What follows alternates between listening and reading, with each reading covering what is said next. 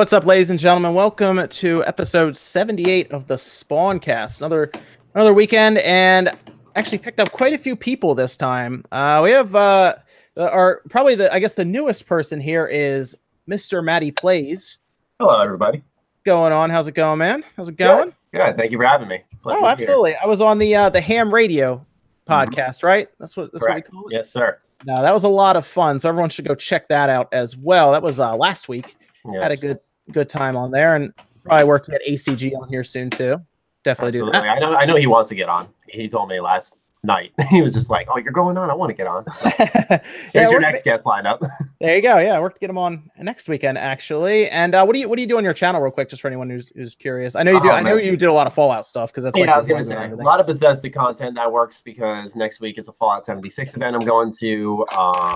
But I've been like this past month, man. It's just been a ton of variety. So I kind of just talk about what interests me. So if you guys are into mainly open world RPGs, that's kind of my shtick. Then my channel's the place to be for sure. Nice. Yeah, you do reviews on this. I dressed up in full Spider-Man outfit for your review. So True. Yeah, reviews are a big thing too. I like doing everything. Yeah, man, definitely go all out with the reviews. So absolutely. And you're currently working on. Are you doing a review for Assassin's Creed Odyssey? Yeah. I've been playing that since the 20th of this month. So Ubisoft gave it really early, but even with that, I was stressing, man. I thought I wasn't going to beat that game in time, but I can't confirm I beat the game, and I'm just playing a lot of side content now. Nice. There's a lot of stuff to do. Big game. Very good. And actually got a new member. Welcome, Blue Bolt. Thank you for the membership. Appreciate it. Evan actually has some emotes that we have there, and I think there's like a certain member count you get to where you can add more. So yeah, we have a couple more slots. I'm working out what I'm going to put in there. We're working on that. You guys will notice Dreamcast Guy is not here. If you've been following his Twitter, he's actually at Retropalooza taking pictures with Arlo and Bogey and all kinds of people, I believe, at this point. So go check that out because Arlo's making the rounds right now with a lot of YouTubers at Retropalooza, and that's in Texas, I believe, right? Right, Sean? That's Texas. Yeah, that's Texas. Yeah, okay, cool. And as you hear him now, Sean RGT85 is here. What's going on, Sean? How's it going? Good. Just hanging out. Good to hear. And then Rax returns to the podcast. What's going on, Rax? What's going on, guys? Thanks for having me again. Yep, absolutely. And Rob just popped in. Rob, can you hear us? I did. Yes, I can hear you. Can you hear me? Yeah, we can hear pretty well. Yeah. Sweet. Yeah, sounds like I made it just in time. Sorry about that, guys. Oh no, you're fine, man. You're fine. Google. The one thing about Hangouts that I'll give it credit for is it's actually fairly easy for people to pop in and out. So yeah. I'll give him credit on that. Good to have you though, Rob. Good to have you. I figured you wanted to be here since Reggie was wearing a Metroid shirt. I figured you wanted to be here. So yeah, I'm all about that T-shirt, man. It's my favorite thing right now. And OJ is back with us. What's going on, OJ? Hola, ¿cómo estás? Hey, man, good to see you. And Nate, of course, Direct Feed Games here. What's going on, man? Not too much, as always, without a camera, so the chat can complain. Wouldn't you rather people try to figure out what you look like on Reset Era? Isn't that their thing? Exactly. They all think I'm Nate Drake, so. I think you take pleasure in people not knowing. I think you sounded pretty cool. Like you're like, yeah, people complaining they can't see me. You know. I almost turned the camera on for tonight, and then I was like, you know what? Wait, I'm gonna hype this up. You should get a picture of like your profile picture there. Turn your camera on, just point it at that, and then at the end just move it just to freak people out. I actually used to have my Facebook picture as my license. Oh, nice. You got another new member, Princess Bowsette, with what is very close to being the actual canon picture of her. Very good. Thank you, Princess Bowsette. Welcome. And so everyone is here. OJ, like I said, we have Dreamcast Guy at Retropalooza, but then everyone else here tonight. I guess Dreamcast Guy will be back next weekend. So what's everyone been playing? We'll get into that before we talk about some of the topics we have lined up. What's everyone been up to this past week? Because there's actually been a couple games that have come out, and I know Nate's been playing a few because I saw some of his comparisons and stuff. What's everyone been up to? I've been playing Starfox Adventures. What's everyone else been up to? No, I'm kidding. Yo, why? Because it's a good ass game. It is a great game. I'm with you. It's fantastic. It's not a Star Fox game, but I mean, the thing about if Star Fox Adventures was announced today as a brand new game for the Nintendo Switch, people would be like, "Oh my god, this is the best thing ever!" Just like they fucking do with every off-spin, Mario Zelda game. Like, it's a good ass game. Yes, it's not a traditional Star Fox game, but as an action adventure game, it's super fun. It still looks great. I'm playing it with the GC HD adapter. It has widescreen mode, already in it. So fantastic. Absolutely love that. I played it for like 3-4 hours today. I'll be honest. I actually liked that game a lot back in the day. But of course I played that, Animal Crossing, and Metroid Prime a lot. So there you go. Mario Sunshine. I was a big GameCube person back in the day. It's a good system. Until I got the original Xbox, then it was all Halo all the time. So yeah, I've never played it. I'm looking up pictures of it right now. I've never played this one. I've only played Starfox Assault, which I don't know if that's an unpopular opinion, but I really like that one. Yeah, I'm down too. If you've never played it, you should go back and play it and do like a retro review of it. That would be fun. I'd be interested to see that. The interesting thing about Star Fox Assault is that when it came out, people were like, meh, and then like later it became popular. And it was like, oh, it's great. But when it came out, people weren't raving and ranting about Star Fox Assault, and all that. So that's the funny thing about that game. Assault is also a Namco pre-Bandai merger, I think. It's like one of the last, like when Soul Calibur 2 was coming out, Star Fox Assault was one of those last games they made before they became Bandai. Wow. Interesting. Pretty crazy. Star Fox Adventures is an underrated game, man. It's like a weird game with a weird history. Like Sean was saying, it's really beautiful for a GameCube game. Like those fur physics or the fur graphics was like something everyone was super into when it came out. It looked awesome. What made you pop that back in, Sean? I randomly got it in a retro game treasure, even though I already have it because I'm terrible with my checklists. And I was like, you know what? I haven't played this game in so damn long. I wonder if I like it still. And I can't stop playing it. Like, it's just so much fun. All right. Very good. I forgot to introduce Evan, actually, because I see him here all the way on the right. That's fine. How's it going tonight, Evan? All right. That's good. Competitive games all week, basically. So kind of salty, but kind of happy at the same time because, you win some, you lose some. Anything good? Are you still on For Honor? No, not right now. All my friends got back into Overwatch, and I'm just playing with them. Oh, okay. Just playing Overwatch. Very good. And you have the podcast and everything uploaded to Patreon every night, right? The video cast every weekend. You do that usually within 2 hours of us being off air. It's up, and then they can also get the podcast in audio form. Where can they do that? iTunes, SoundCloud. Yeah, I think it's on iTunes as well. All through SoundCloud and iTunes and all that. Yeah. All right. Very nice. There you go. If you guys want to keep up to date with that, you can download it on iTunes, listen on your phone, computer at work when you're supposed to be working. All that. Very good. What about everyone else? What else have we been playing, guys? I've been I'm not playing like the most current stuff, but most of the last month has been pretty much dominated by Spider-Man. Same. So Spider-Man is just so good. What I'll say about Spider-Man is I think that when I first started that game, it kind of like hit me, like the amazingness hit me like the same way Breath of the Wild did, where I was like, dude, this world is crazy. It's huge. I can't believe the things that this game is letting me do. And it's beautiful. And I was like so excited. And it's still probably the second best game I've played this year. But what's interesting about Spider-Man, and I don't know if any of you guys agree, is like the difference between that and Breath of the Wild, for example, is like Breath of the Wild, like the depth of the game and the combat, like kept going and kept increasing and getting kind of like better and better as I went. And Spider-Man, even though it is awesome, I kind of felt like once it hits you with that wall of holy crap, this huge city, and I can swing like Spider-Man, it's awesome. Like the simpleness of the game and the world kind of really hits you, and it's almost like it thins out a little bit as you go. So it's not like it's bad, because I do love doing all the stupid missions and the stealth kills and like the Fisk construction missions and stuff. It's so fun, but I've realized as it goes, it's almost like, well, there's not as much to do as it first seemed when I started it. And then like a Breath of the Wild, like I said, I think what you're describing is something I noticed as well in Spider-Man. And if I had done like a full review, I actually started writing one, and that was one of the things I came up with was it does kind of suffer from like what open worlds generally suffer from, which is they put a lot of stuff on the map, but it's not like the deepest it's not unique stuff. Really when you look at it. Like you're collecting backpacks, you're doing bases, but I think it's that point A to point B traversal that really aids the game and makes it that type of activities. Because the other thing is that nothing really overstays its welcome. So I felt like despite I've done this before, I've climbed the big towers and got all the waypoints on the map, that there was just something more enjoyable about it. Granted, I'm a huge Spider-Man fan though, so I might have a little bias. I think I think because the missions were very short too. They're not long. Like I think the longest ones were like those either the bases or the research missions, but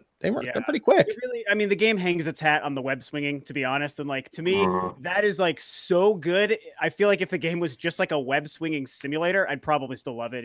It's that fun to do, and it's like it's just a polished game. So I actually started running into like a lot of bugs at the end.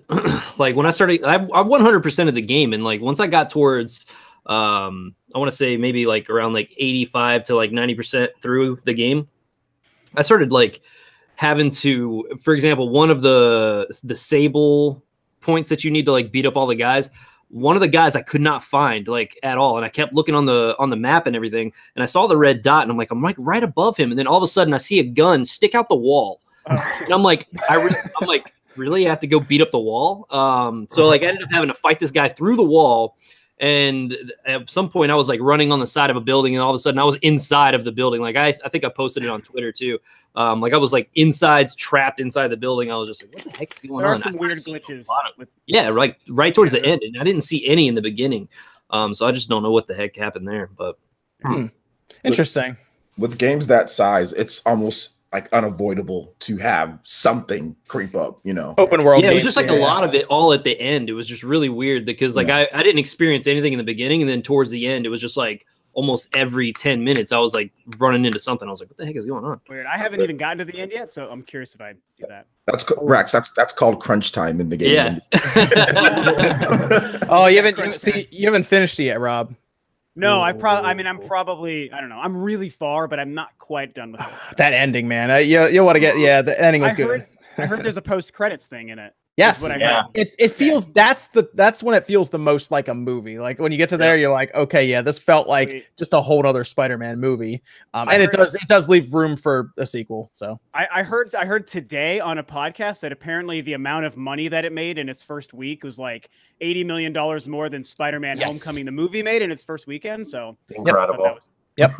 I mean, you also got to look at it because a movie ticket's like $10 and the game's like $60, but you know, exactly.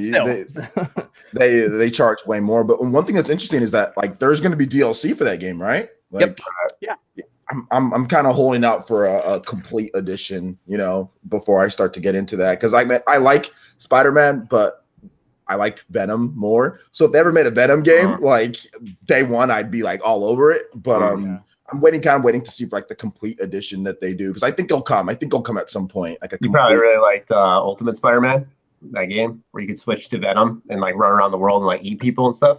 That's my favorite Spider-Man game. There we go. Okay. There you go, man. Maximum Carnage is a pretty sweet one too. You can that's my favorite. That's my second favorite Spider-Man game. Maximum Carnage is good.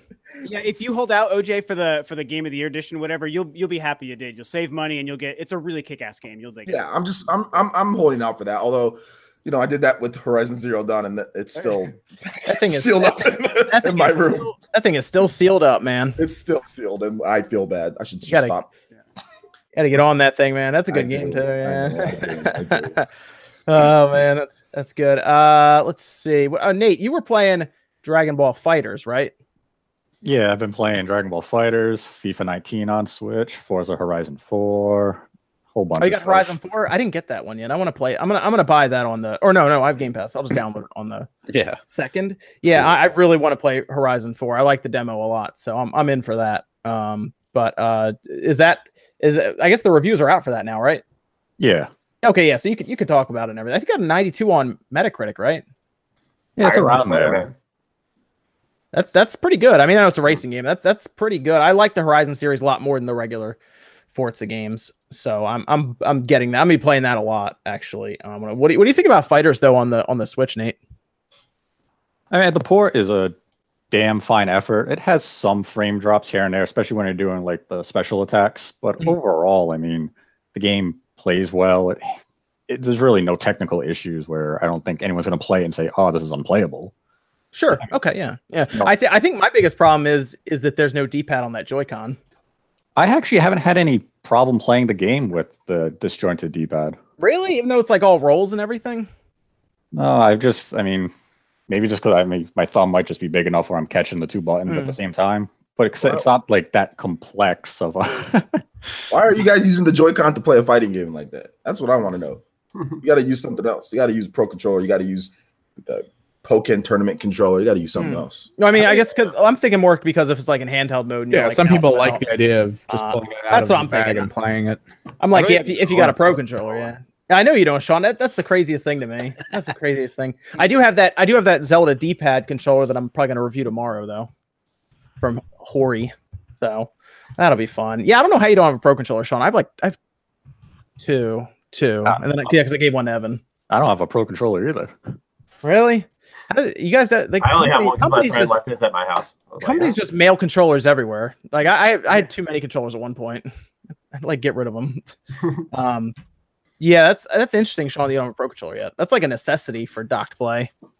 I don't know. I like the stupid Joy-Cons and the little dog face thing. I think it works well, and it's all I've used, and it's all I want to use. That is amazing. You gonna get one for Smash? No, I play Smash like an idiot anyways. Like I don't care about competitive stuff. Like if I lose, I'm going to lose anyways. So I just play for fun.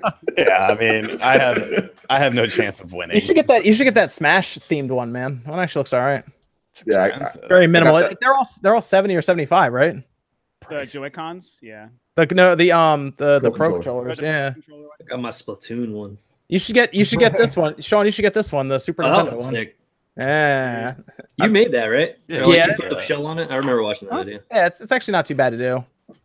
I think I got too many. I'll have 3 because I have the special edition for Smash, and I already have the regular one, and I have the Xenoblade Chronicles 2 Pro controller. So I'll have 3 by December. Yeah, I have a problem with controllers at times. Like I want to buy that Xbox One Elite controller, but I know that version 2. I know it exists. I just want to know when they're announcing it. Talking about the white one? No, there's an Elite. All right, there's an Xbox One Elite controller they haven't announced yet, and I'm a new one, V2, and I'm waiting for them to announce it because then I'll buy it. But Xbox, I want the Elite controller. Literally the only company who releases and announces more controllers than fucking games. Yeah. Jesus Christ, that's not even an exaggeration. Like no, it's not. That's actually truthful. Like, good God, man, focus. Yeah, but the Elite controller is the one thing they haven't like done a new one for. It's still the same Elite controller. Well, they did that Gears one, right? But I mean, like they're doing like a. Did they do an Elite? There was like a Gears themed. I didn't know if it was an Elite or just a regular controller. It's a regular one. I have it. Yeah, it's a regular one because Microsoft has sent that to me, and yeah, it's got like a little couple of claw marks on like the right side and stuff. I think there was another one too. Oh, really? For the Elite? Yeah, I'm gonna look it up now because now you guys got me confused. What about Rax? What have you been playing, man? Just been playing a lot of Spider-Man. I've been playing a lot of the Dracula X Chronicles on my PSP, just because like that whole announcement where they started rating it and then they announced Requiem or whatever. Yeah. Just made me want to go back to that. So I've been playing that and Spider-Man. Really, I played a little bit of Dragon Quest. That one's really. I like the graphics on it. It's really nice. I had to put that one to the side when I got when I had Mega Man and I got Dragon Ball FighterZ and everything. When I had Mega Man Center, I had to put that aside. But I think 50. Last I checked, I was 52 hours into it, so I'm almost done. Dragon Quest 11, but I like it a lot. That was actually a game I was thinking about reviewing because I really like the game. You should, because I'm curious on your thoughts because I've never played a Dragon Quest game. I played like a demo when I was a kid on it was like the demos discs that came in the PS2 magazines. Yeah, I like played one of the Dragon Quest games on that, but that was about it. So I'd be curious because I've heard a lot of people say it's good, but it's traditional almost to a fault, but it's for old people like me. So yeah, the only Dragon Quest game I played was like the weird Wii launch title game that was like Slime Shooter or something. Do any of you guys remember that? Some really dumb gimmicky, like I don't know, like literally like the first month the Wii came out, where I was like so pumped for the Wii and the controller, and I thought every game was going to be incredible. And I got that Dragon Quest game, and I was like, this is not incredible. This is really, really bad. Dragon Quest Swords? Is that what it is? Yeah, that's what it is. Yeah, you were just like, it was like really bad waggly stuff, and so that was the only Dragon Quest game I've ever played. No, this one reminds me more of Dragon Quest 8 from the PS2, which I really liked as well. Sure, like the legendary awesome games. Yeah. So I would check this one out if you want like a classic old school JRPG. That's it. It's funny because it launched like right next to Octopath Traveler in a way, which is like another classic almost to a fault. I think it launched on the same day as Spider-Man, I think, even. If I remember. No, same week. I'm sorry, same week. So there was a Gears Elite. It looks like. Oh, okay. Okay, yeah. All right.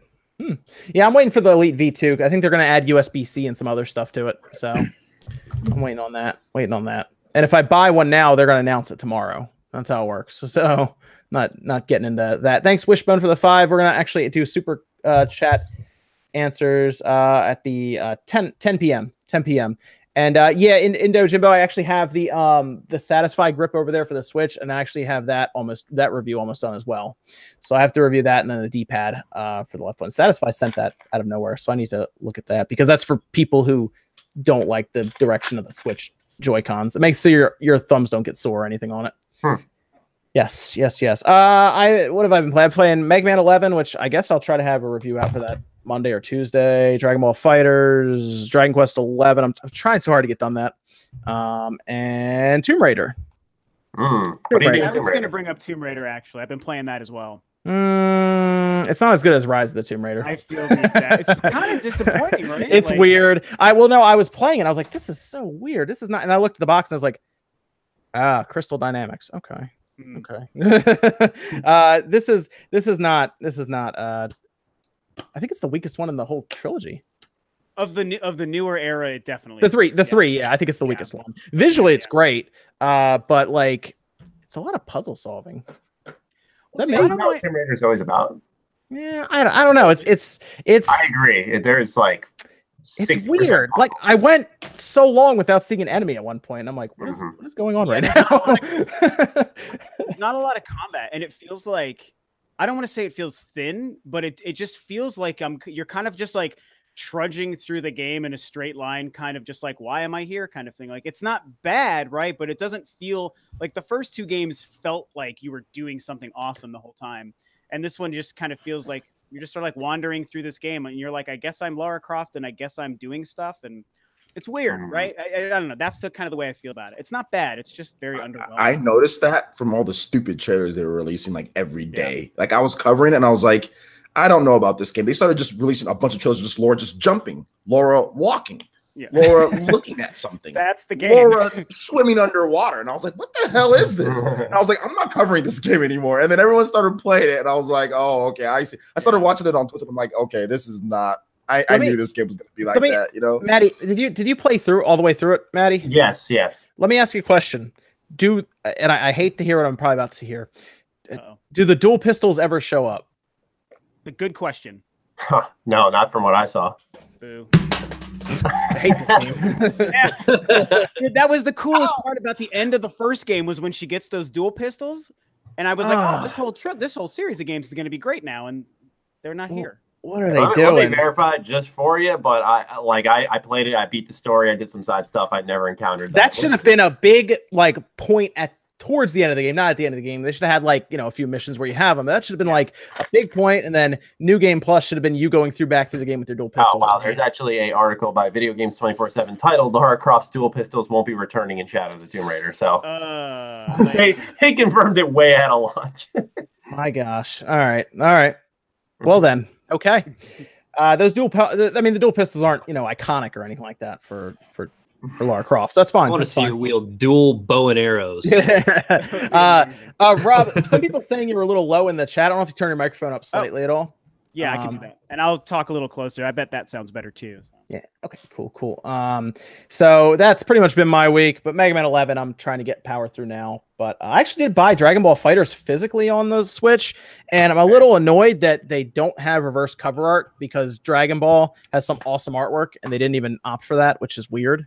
Thought someone in chat was saying the European one did. Well, like Dragon Quest 11 has reverse cover art, which is awesome, but none for Dragon Ball FighterZ. It's so weird. I don't know why. No manual, no nothing, obviously. Just plain white background. So, oh well. What about OJ? You still doing Torna?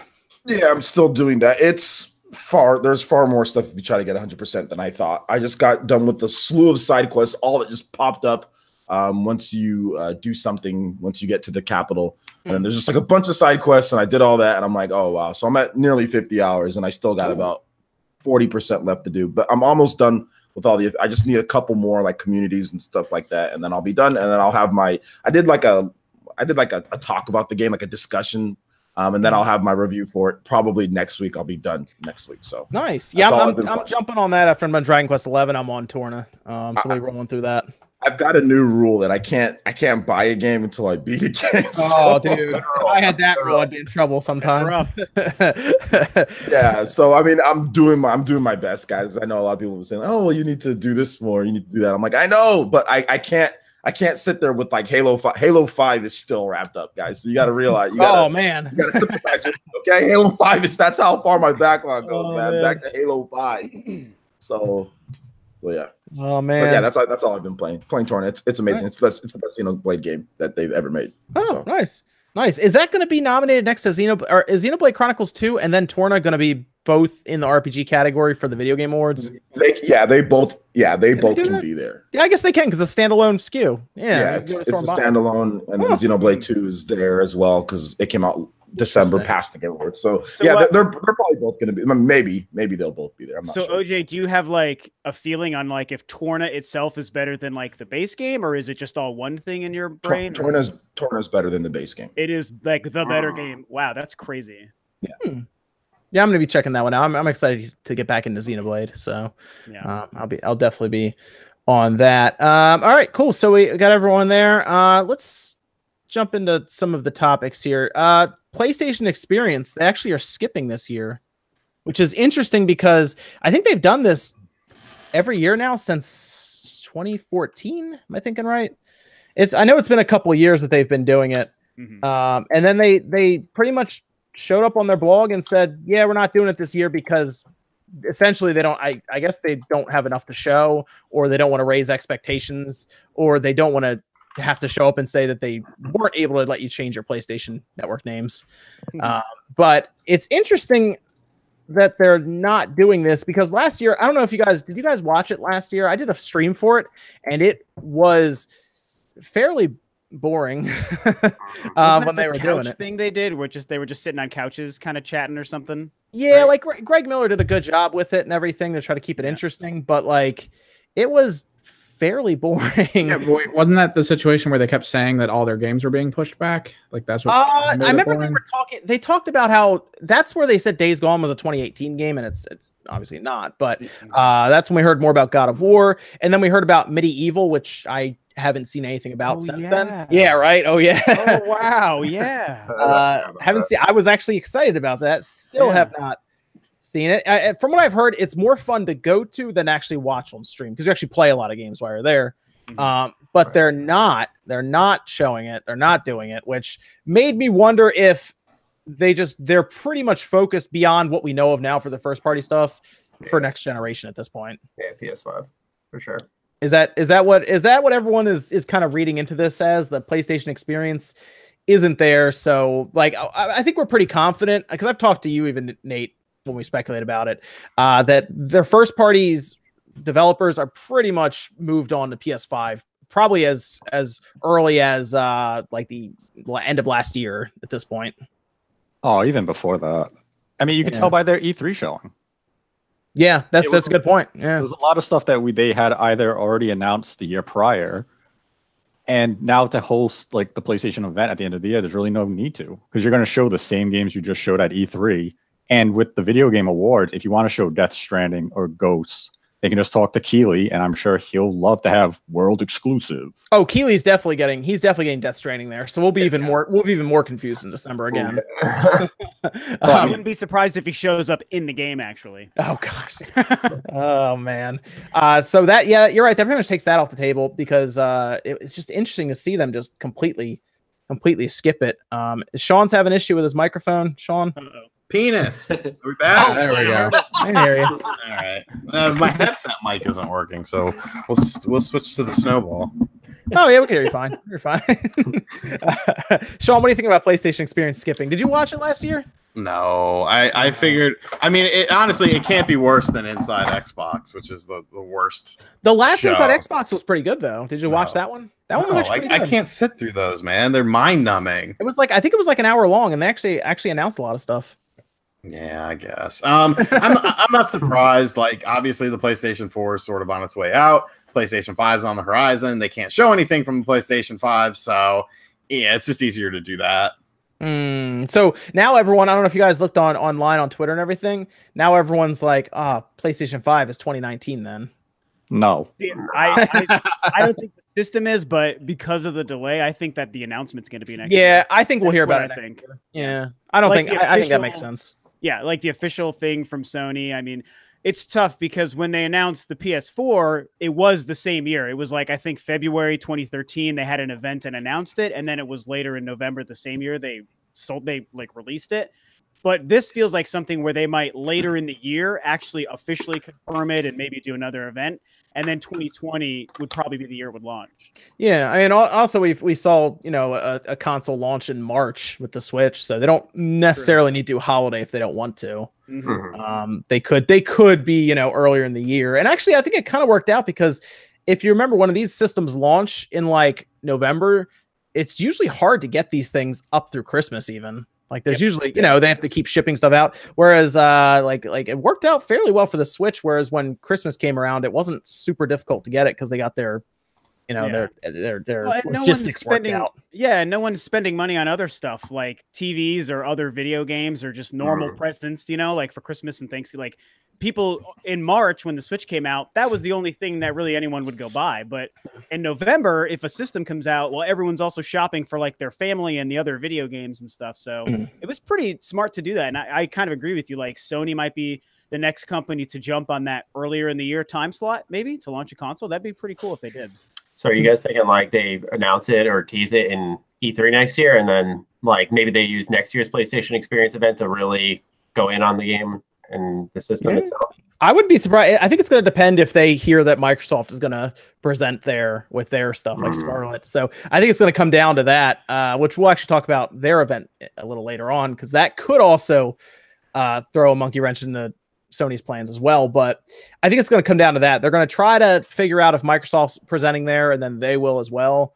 But it's going to be more about when they come out. Because I mean, the Scorpio or the Xbox One X had how long of a build up? Like a year and a half or something like that build up. So it could be interesting to see that. I mean, they had no problem destroying their Xbox sales for like a year because everyone was just waiting on the X or the Scorpio to buy one. So they could do that. They could announce an E3 and then PlayStation Experience do some more stuff, and then it comes out March to follow in 2020 or something. That would be fun. I would like that actually, because man, the holiday rush for those things is such a pain when it's brand new. It always has been. When stuff comes out in November, which it's been like that forever, it's such a pain to get them in the holiday season. You got to be pre-ordering those things. Well, it also seems like the big thing now is more for companies to like announce. Like they could do it at E3 for sure, but it kind of feels like companies are more into having their own events to do it. Like even Nintendo did it for the Wii U. People kind of, actually, wait, I'm sorry. That's not true. That's not true. They did announce that at E3, but then they had a separate event before it launched. But sure, like the Xbox One and PS4 for sure did have their own events to do it. And Nintendo did it for the Switch for sure. So I don't know. Tough call. Yeah, that'd be interesting. I would like to see a return to form at E3 where two big console manufacturers show up and they battle it out on the stages with their systems. Yeah, why not? Awesome. Let's do it. Yeah. I think those get a repeat of the 2013 E3 battle thing. That'd be cool to see that again. I think they hate that though. To be honest, I honestly think that Sony and Microsoft, they want the day to themselves. Like, we're gonna announce this, and everyone's gonna want the. I mean, Nintendo's been saying that forever. Like, well, screw you guys. We're gonna do our own event. We don't want to have that just because there's only X amount of journalists or people who cover. And they might miss things like miss announcements and stuff if you have to cover all these different things, So I think they're going to do separate events to really hype it up and make the whole day about PlayStation 5 or Xbox, next Xbox or whatever. Yeah, they could definitely do that. And during Inside Xbox, Sean, like I was talking to you about, that they actually had some announcements there. Other than keyboard and mouse support's coming to the Xbox One. They announced XO. It's an event they used to do. Years and years ago, they used to do this.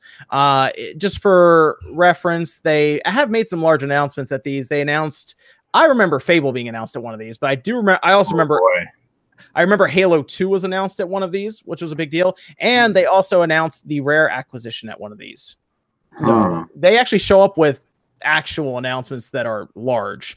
And this was actually announced inside Xbox. Phil Spencer announced that XO is taking place in November, and it's going to be in Mexico City, which was interesting. But XO is taking place in November. Let me get the exact date, but there will be, according to them, a very important, a very special Inside Xbox Live there. And it sounds like they have something lined up for that. November 10th, actually.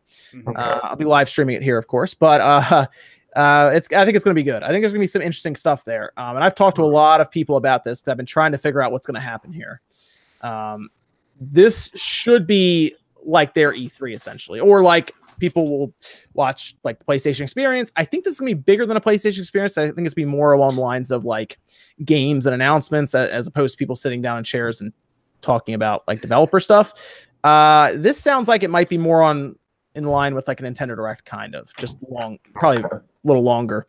But it's going to be 2 o'clock to 4. That's Central Standard Time. So it's gonna be 2 hours.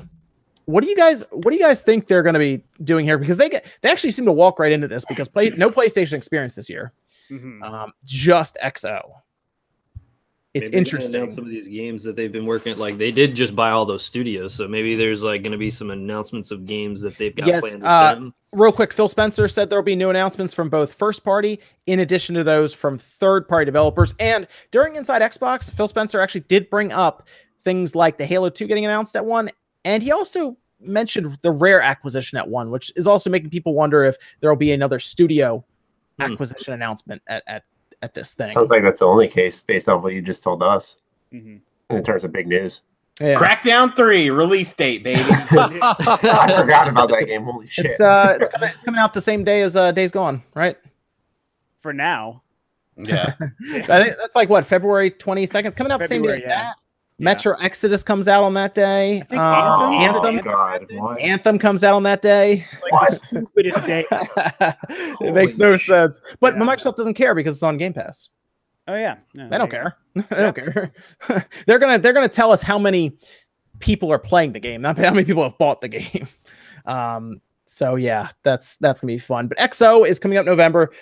What do you guys think here? Because I've seen things ranging from little things to like maybe a little third-party game to all the way up to Scarlet possibly being announced here. No. Grease-proof consoles. I think we'll see a tease for Scarlet. I think we will too, actually. That's it. Like they'll tease it, might show like proof of concept of what the console may be doing, but then it's just going to be. I mean, they're not going to show the new Perfect Dark. No, that still has. I think that's Fable. They're not going to show that. Those are launch year games for the next Xbox. Yeah, those are for next year. Yeah, I think Perfect Dark still needs at least another year before they show it anyway. Yeah, I mean the rumored, the alleged Perfect Dark. Yeah, I should add wink, that. Wink, the rumored wink. Perfect Dark and Fable game. The alleged Perfect Dark. Yeah, they had I think the year before last at E3 it would have been. They had that little like 5-minute Xbox One X video, remember? And I can't remember if this was still when it was Scorpio or you guys might have to correct me, but it had like, it was nothing but like CG mock-ups of like chips as the camera was circling around him, and like different developers were like, the most powerful console. We're so excited with what Microsoft is doing. That, which kind of like was a proof of concept for the Xbox One X. So I kind of agree with you. That might be the kind of thing they would do where they like publicly in front of everybody actually say out loud, hey, this is a thing we're making and here's 5 minutes of CG images or whatever, but it's still like way down the road. And maybe, do you guys think that even though I firmly believe Halo Infinite's a launch title, if it's also a cross-gen title, which I also think is possible, do you think that maybe they're just going to show that there? I feel like that'd be a huge thing to do. I think Halo Infinite, I mean, we heard Halo 2 obviously talked about that like being shown. I would be shocked if Halo Infinite wasn't at least shown or talked about here in some way, because I do think that might be cross-generational, because I think Halo Infinite's going to be a games as a service game, like straight up. Absolutely. Yeah. But they did also, I think you might be right, but they did also confirm it is Halo 6 at the same time. Thank God, which is like really good news. So what's cool is they might have like a really like good Halo 6 campaign, but then also try to do something like Destiny, maybe? Is that what you're thinking? Where it also I think this is going to be like, they're just going to keep adding on to it. I think this is it, like for Halo, pretty much the way Microsoft's taking all their stuff. Like I was surprised to hear that Fable was being worked on, honestly, because that's supposed to be anyway a single player game. I'm going to see how they turn that into games as a service. But when I heard that, I was like, that's interesting that they're doing Fable. And then it was interesting to hear they're doing Perfect Dark. Although Perfect Dark can be a multiplayer game pretty easily. Yeah, but they have to do it because of Game Pass, because they're practically handing these games out. They need to make more money off of it somehow. So microtransactions need to be interwoven into this somehow, without being obnoxious. Sea of Thieves is actually managed to, Battle Royale. Okay, we could do that. How about this as an Xbox announcement at the event? Okay. If Steve from Minecraft is in Smash Brothers, does Microsoft walk out with Nintendo and introduce the character? Yes. 100%. That would be a fun way to do it, actually. Yep, get Miyamoto up there. The internet would explode if that happened. That'd be so crazy. I mean, that would be fun. That'd be a fun way to do it because then it's on their stage and it's not on Microsoft's or Nintendo's stage in their direct, right? They would release the trailer, but Miyamoto just becomes the Nintendo ambassador who's just showing up on other people's stages, always like Ubisoft and Microsoft. And I mean, I'll say this as the resident super Smash fan over here, super Smash fan over here. If they did business wise, that's a fantastic decision if Steve's in the game. I think they'd actually send Reggie. I think Reggie would be there, just because it's Nintendo America. I assume since it's Microsoft's American company and everything. They'd probably send Reggie. There. Well, also, we need someone who's taller than Phil Spencer to show up there. Yeah. Reggie is a really good spokesperson that people give him crap, but I love Reggie, man. And he has an awesome stage presence, and he would be really good, like you said, on stage, standing next to Phil and talking to the audience about this. He's just good at, even if you don't like him, his delivery is so good. Yeah, Miyamoto, I think, would have a little bit of trouble with Phil Spencer next to him talking to him. Maybe wouldn't have the impact of Reggie with his booming voice, Nintendo's great, we're so excited with Smash, and it just would be perfect. So. I feel like that would be semi-historical to have that happen. That'd be interesting. I would like to see that. That'd be fun. If they did it that way. I don't know. I'm still trying to figure out if Steve's in Smash. I know a stage is in Smash, but I don't know if Steve's in there. See, this rumor is new to me. All I knew was everyone talking about Banjo-Kazooie. So I didn't know Minecraft was a thing being talked about. So I don't know if Banjo. I think Banjo was a rumor. Yeah, Banjo's always been a rumor. Banjo's always been a rumor. More fans just saying anything than actually it being somebody saying okay, he's in the game. Yeah. That's what it is. Yeah. I heard Fortnite's going to be in Smash. But I heard. Oh man, I'm gonna start making up rumors. Yeah, just start making stuff up, man. It's batshit crazy stuff. And Ganondorf versus Fortnite, the game. Yeah. Oh man, I think this will be interesting though for Microsoft. I think they need to announce at least some games though. Bring something. I don't know if they have. They apparently have something first party and something third party they could show. I'm trying to think of anything first party that they could announce that would be brand new. That's not being saved for their next generation. As far as I know, everything's being saved for next generation right now. I have a pick that I think that would be great if they were able to do it. If they would work with BioWare and if they got an exclusive Jade Empire for this. Ooh. Whether it's no idea how bad I want that. Yeah, that would be great, would it not, dude? that or KOTOR. My heart would explode. KOTOR for sure. Either one. Jade Empire just hasn't been around for a long time, man, and it's such a good game. It's a weird because it's a martial arts RPG. Yeah, that was so weird back in the day, but it worked. It worked so well. Yeah. It did. It worked really well. It kind of reminds me of the only thing that I can think of. I mean, Absolver's not like it, but Absolver, that's the game you can use different martial arts styles, you know, and you can it's a completely different game. But that's the only game that I can think of in the past, however many years, that actually focuses on different martial arts styles, you know, and you can play that outside of just canned types of things that people do in games. So I would love to see a Jade Empire if Microsoft worked with BioWare to get that back somehow, because there's only been one game. There's only been one. That's it, and it's really good. Did they make that back? They made that backwards compatible, didn't they? Yeah, they upgraded it and shit, just like they did KOTOR. Nice. It's great. It's great. Even if you play it today, it's still really good. KOTOR hits 60 frames now on the X. KOTOR does, so that's awesome. Nice. Yes, that if you're really into KOTOR, get an Xbox One X played at 60 frames. Literally my favorite game of all time. Please do it. That is a good choice. Definitely the best Star Wars game ever made. Absolutely. I do know one thing that is definitely being announced there is Razer is doing a keyboard and mouse combo, I believe, that you can buy because keyboard and mouse support, I think, is going to launch that day. Evan, what do you think about keyboard and mouse on the Xbox? I've been looking around at a lot of forums, and a lot of people are mostly talking about this in terms of competitive play games. Like they have issues with it. So most likely, no one really knows what's going to happen. What they're thinking is a lot of the first-person shooter games are probably just going to not allow it for some reason. Like they're just going to block that out. Apparently, according to Phil Spencer, it's up to the developers. Like the developers can say yes or no. So yeah, because that'll be fun. It'll be interesting since most of those games are all, I guess, sort of pre-programmed with the aim assist specifically. And Destiny had a massive problem. Destiny 2 on PC had a massive problem with people using the adapters that changed keyboard and mouse to a controller, so you could have aim assist with a keyboard and mouse. Like people were just ripping through PvP in that game with that. And that was all legit. Like they had no way to stop it. So what I saw that was interesting, people bringing up is the idea of like World of Warcraft going to the Xbox because the keyboard and mouse would be available. It would be interesting to expand it. You probably see a lot more RTS games that aren't supposed to be designed for console coming over, which could be good. Halo Wars 3, baby. That's one of the announcements. Halo Wars 3. Did that game ever get to 1 million copies sold? It's probably at like 27.5. I was gonna say I don't think that game ever got to 1 million.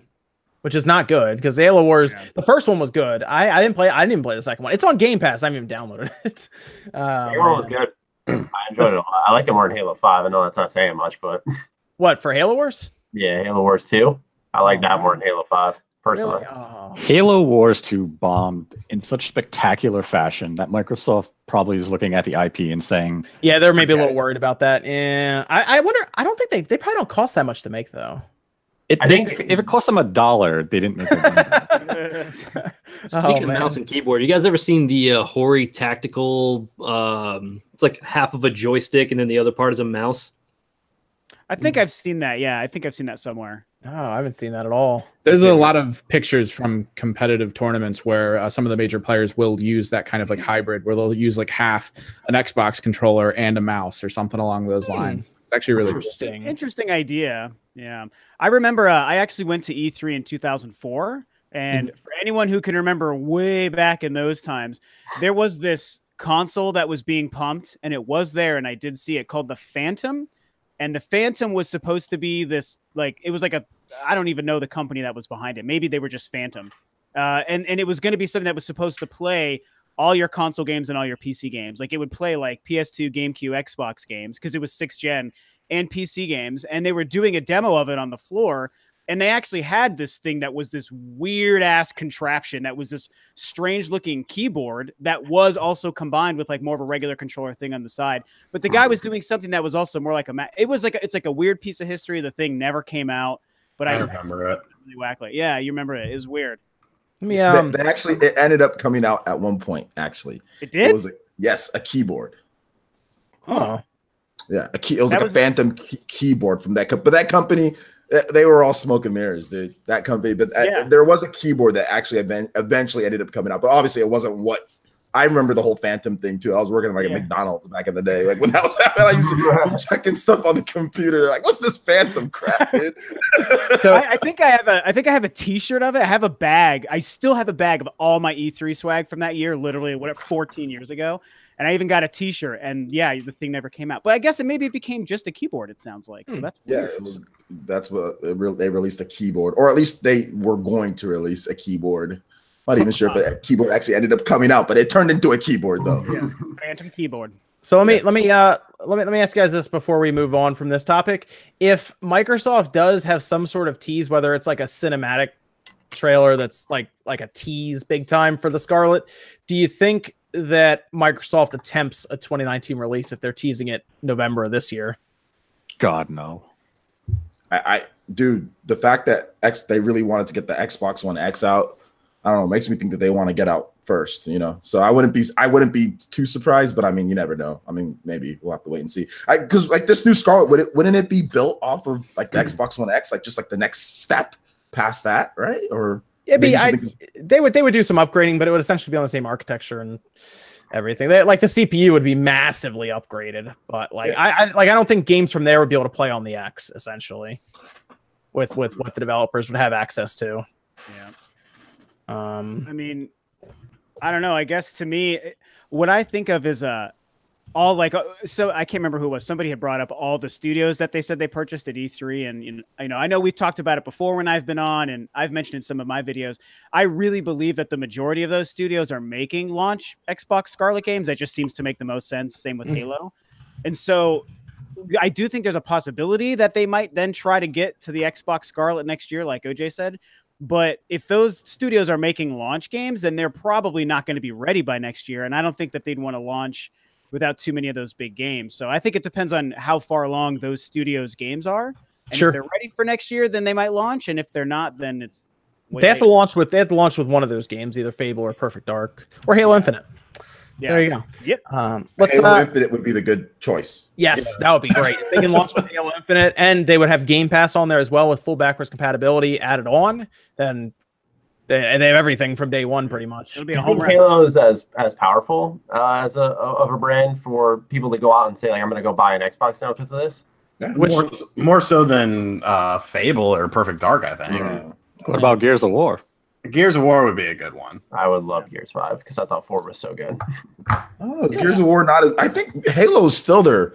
Halo's still there. They're like, if this Halo Infinite was like the best one, or one of the, like, if it got all the great reviews, I think that would probably be the best bet to really get people excited. Yeah, because I think pick up one. I feel like Halo 5 sold faster than Gears of War 4. Yeah. I think Gears might have sold more in the long run, though. I think. Yeah. So it's because Halo 5, obviously, I like the game. I think it's underrated, but it's not the best Halo, and it definitely didn't like sell the best and move Xboxes. But I do think, I think like we don't want to like undersell like launching a new Xbox with a Halo. I feel like that combination could be so exciting for people. Okay. That might, because you're right. Like I do feel like because of Halo 5, maybe some of the interest has dipped to when it was in its heyday. Yeah, I was also thinking like Master Chief Collection and some of the issues that they're like still ironing out. That was more so what I was alluding to, because I agree. I don't think 5's that bad story wise. I don't like it, but multiplayer I had a lot of fun with. I think the big thing about that is Halo still has a character that they can put on the front of the Xbox, like when they're trying to sell it. If they put Master Chief there, everyone knows that. But if they have like a new character in Gears of War or something, very true. It's not iconic as like Master Chief's helmet, for example. If Halo comes back to form, like if this new Halo is that game, you know what I'm saying, where everyone's like, okay, like that would be what you want to push, more so than anything. Yeah. I feel like every time there's a new Halo, everyone is saying, oh, if this Halo is returned to form, Halo 4 wasn't, Halo 5 isn't. So why is Halo 6 going to be the return? They have to form? Because they do have to, but they don't. They have to. It's actually a 2-in-1 game. It's Halo Wars 3 with Halo 6. Call me Sean Sellers from now. Sean, I know everything. Did you download Master Chief Collection off the Game Pass? Fuck no. Sean? You know what I did download though? It's really good. It's very funny. I recently downloaded, like this past week, I downloaded Perfect Dark for the 360. Hey. Oh, that's the good one. That's the one on. Wait, no. Which one? The old one, the 64 one. It's the one where Zero it's is with what plastic he's and talking stuff. about. Because I never finished it on the 360. That was a game that I got with my 360 at launch, and I was like, "What the fuck is this? I don't like it." And so I wanted to revisit it, and I don't know. It's not that bad, but Yeah, it's not the worst. Did you play the remake of the 64 version on the 360? That was good. Yes. That one was outstanding. oh yeah. The rare collection game thing is where it was, I think. Yeah. That was super good. But yeah, I don't know. I like playing 360 games on my Xbox One, like maybe 360 games that I missed out on, because that library on the 360 was insane. Yeah, it was really good. So many damn games. So I don't know. I just felt like revisiting that, but yeah. Okay. Nice. Let me go through the super chats before we move on. Princess Bowsette says, bow to the queen of the internet. All right. Wishbone says, will Sega show their next gen console E3 2019? I think they're referring to the one that got pushed, right? The plug and play system. It's like the classic. I thought they meant like a real Sega console. Oh wait, nope. Never mind. It goes on. It would have been pretty much 20 years since their last one. So no, I guess they are talking about like a new console for Sega. There's never going to be a new Sega console ever. Sega doesn't have enough money, unfortunately, to do any of that. They're having a hard time launching a classic system right now. So yeah. And like this, it's not an easy arms race to jump into right now between the three. Like that would be so hard to get in and actually take market Although share. I heard that At Games is available if they need them to make a big budget, system. I'm sure that'll work. They emailed me after my video telling me that they appreciated my video, and I was like, Did you watch it? They were like, yeah, it was nice that you said how the $20 consoles were, not for collectors or whatever, just for casual people. And I was like, I figured that would be understood, but okay, thanks for. Are those the ones that are little USB sticks that they're selling? Yeah, little flash drive thingies. Yeah, that reminds me of the Game Stick. I wonder if that's where they got the idea from. I wonder if they just took the idea from Game Stick and they were like, we can do that. I'll be curious if those plug into a wall at all, or they pull the power from the HDMI port, because that was an issue that Game Stick had. No, it pulls from the HDMI. Yeah, that's not good. Okay, that's fine. I'm sure there won't be any fires from that. The Jintoki Cruz says Samus skin in Fortnite would be great. PR for Metroid Prime 4. You think they could put a Samus skin in Fortnite? I don't know. Nintendo weird about that when it comes to guns. It could be in there. That's not a problem, but it just depends on Nintendo giving them the thumbs up. But here's the other issue: there's also cross-play and cross-progression in Fortnite, so everything would have to move between. No, they wouldn't really care. Rocket League had the Switch specific stuff. Yeah, that's true. There's the Samus car and a Mario car. Yeah, that's a good point. Yeah, I was thinking. Yeah, I was thinking about the wearing a Samus skin when you run around and shoot people with like an AK. Yeah, because like you don't see like Mario like running around like in other cross-plat. Like you don't see that. But yeah, I don't think Nintendo like are. Not yet. Yo, if they got like GTA 5 on the Switch and they let him use like a Waluigi character in that, that'd be awesome. Yeah. Yes. That would be hilarious. Oh man. Cameron S says, "Hey Maddie." Hello. That knows Maddie from his channel. Check him out. The Dan guy says, "Will Red Dead 2 be the only game that can knock GTA 5 off the charts?" I don't think Red Dead sells as well as people think it does. I think people are more drawn to the modern day gangster and type thing rather than cowboy. Yeah. That and Grand Theft Auto has like a long lineage of like games, whereas this is like the second real Red Dead Redemption game. I think it'll do well. I don't think it'll sell anywhere near like a fraction of what GTA 5 has sold. Yeah, I don't think so either. And honestly, like I'll make a prediction about Grand Theft Auto 5 right now. I don't think even any future Grand Theft Auto game is going to do what that game did. I really think that like 6 is going to sell amazing and stuff, but like the way Grand Theft Auto is what it is, I don't think any game is going to do what that game did, at least for a long, long time. Yeah. So, it's rolling up to 100 million copies. That's insane. It's a once in a generation type of sales. You just don't see that. And it was released at the time, like PS3 and PS4, Xbox One, and PC. It was just, they were all kind of like blended together because it was 2013, then 2015. And they were all just selling at the same time. Even PS3 copies, PS4 copies, Xbox One, everything was just going all at the same time. Then the PC came out. So, I mean, you're just not going to see that. It's not going to be a general thing. And Red Dead's not going to come close at all. It's only on 2 systems too. It's only on PS1, it's not even on PC yet. That's a good point. It's not even on PC. Grand Theft Auto had the last generation systems at the end of the tail end of the last generation with all the units that they had. So yeah, it's not going to come. You know what they're going to do with Red Dead 2? That thing's going to the Xbox next Scarlet and the PS5. And that's what the first person mode's going to show up and all that stuff. Yep. They're going to get us to buy it twice. Yeah. I think Red Dead 2 already has first person mode confirmed. Like the whole game you can already. Oh yeah. They'll add like I think you're trying to say, Rob, they'll add some new feature that's like, well, I gotta go buy it again. Yeah. And then there'll be mod support on the PC, and you're like, I gotta go buy it again. The horse is crap in the PS5 version.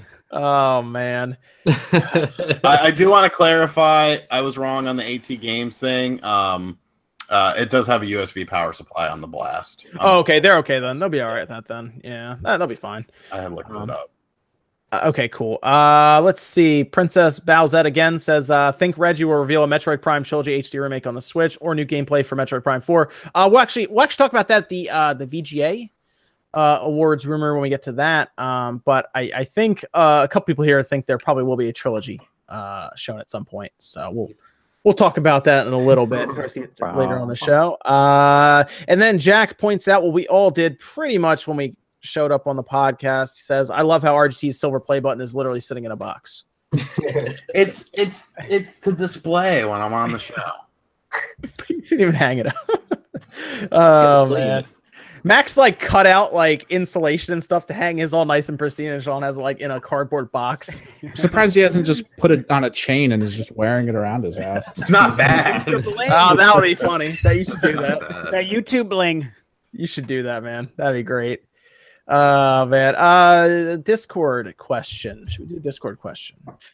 This is from Dumb Guy Gaming. It says, would any of you guys on SpawnCast want to do a live stream for charity for Smash Ultimate when it comes out? I'm sure if you contact the right people at YouTube and Nintendo, they would promote the heck out of it, and you could promote all your respective channels. Just an idea if you wouldn't be down for it, and then why. Actually, I've thought about doing like a charity live stream for a while now, so maybe Smash is the right one. I'm not very good at Smash. I don't think Sean is either, though, so that would be funny. But yeah, I've thought about that a couple times. I think a lot of people here would probably be willing to do some charity stuff. Absolutely. In the future. Maybe we try to do a 24-hour stream and everybody takes like a 2-hour chunk or something. And we just there you go. Yeah, I'm too old to do 24 hours, but I could do 2 hours. Yeah, we just do a full 24-hour stream and we do like 2-hour chunks. Yeah. I mean, I donate to charity quite a bit, like with the Humble Bundle stuff. But I know that's something. It's never something that I promote. You know, I just kind of do it. So I mean, I might do that. I might not. But I mean, it's just something I just kind of donate when I can.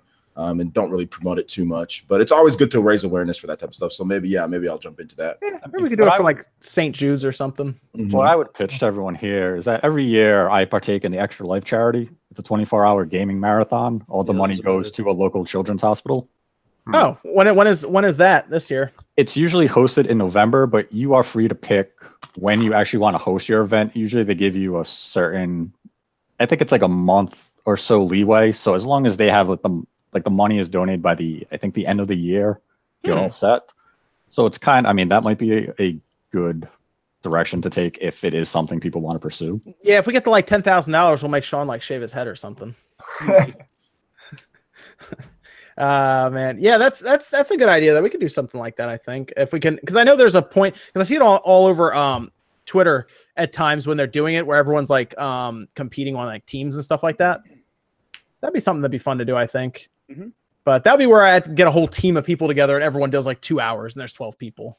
We all just take turns on the chat on like. I mean, I'm willing to lose for 2 hours straight. I'm willing to. Yeah, man. Well, you've been doing a lot of losing with that game. Well, I think it'd be good if you pick like we would like pick different games and stuff we'd want to play and everything. Yeah. The thing about Smash Brothers is that with items, like pretty much anybody can win. So that's the one thing that's how I usually win. That's how good I am, which is not very. Especially by like November or December, or I guess we do December when everything's out. There's so many games that you pick from the previous year. You can be like, play this, or this.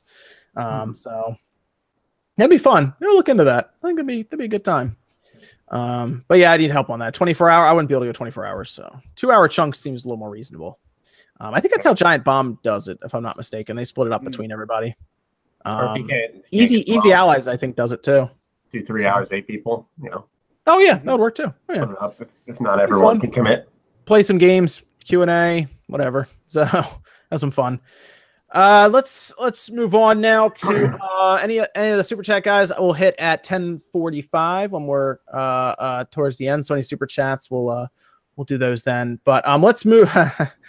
Let's move in to Bowsette. Let's talk about Bowsette. I was wondering what the laugh was for. I was like, oh. I looked at the list just now everyone and I was like, podcast. It's Bowsette time. Okay. Yeah, I noticed some people are getting annoyed by it already. I think it's just people really, really hit this trend online. Like it's everywhere. It was an interesting setup because now we have new art that came out that's appears to be from the concept art phase for Super Mario Odyssey, where they apparently had an idea for Bowser to take over Princess Peach at some point. So it's odd how that all lines up. But if you've been on Twitter, you've probably seen Bowsette.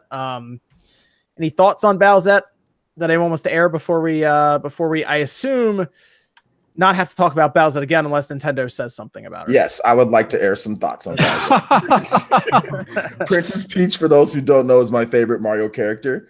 I like Princess Peach a lot, so I do love the design. It's a really cool looking design, and this was a lot of a focus in a lot of the streams that I was having. People were talking about how good of a character is. People want this character to be in games. People are petitioning this character, and I think it's cool. I think overall, obviously, it can get kind of annoying with people kind of going crazy with this Bowsette thing.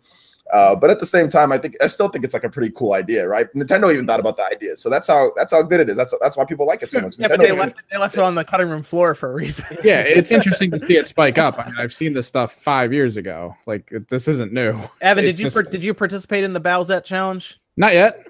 I am debating. What's the challenge? Just drawer. I don't want to go the route of Bowsette though. I was thinking of more like a cheap or something along those lines. Well, yeah, there's been other ones. Oh yeah, Rax's. What the hell was that? Rax's blue shellette. We've been Rule 34, and I was not expecting that. Oh man! Am I the only person who takes offense to its name, Bowsette? Because Toadette is not involved in it. It's Bowser and Peach, so it should be like. It's just related. No, or whatever. It's just related Bowser, to the man. Peach.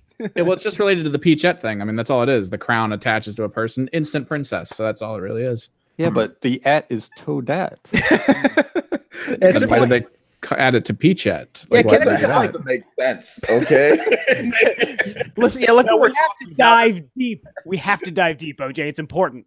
Oh man. Oh gosh. Yeah. So it's weird. I do see people who just don't care. But I don't know. It's the internet. What are you gonna do? Yeah. What are you gonna do? I would like to see if Nintendo ever does acknowledge an Easter egg, or even them refer to Bowsette without ever actually saying Bowsette. But I mean, they thought about it. They were asked about Bowsette as well, and they just said no comment. Shocker. But yeah, they'll be asked a lot. I'm trying to think of the next time. Maybe the VGAs Reg will be asked. Yeah. Maybe people stop asking about Mother 3 and they'll just ask about Bowsette all the time. So all right, good. That actually took less time than I thought. Very good. Let's move on to Telltale. This was an interesting situation because when I was on the Ham Radio podcast with Mr. Matty Plays and ACG, this actually broke right beforehand, and then they issued a statement while we were on the air. Right, right, Matty? Yes.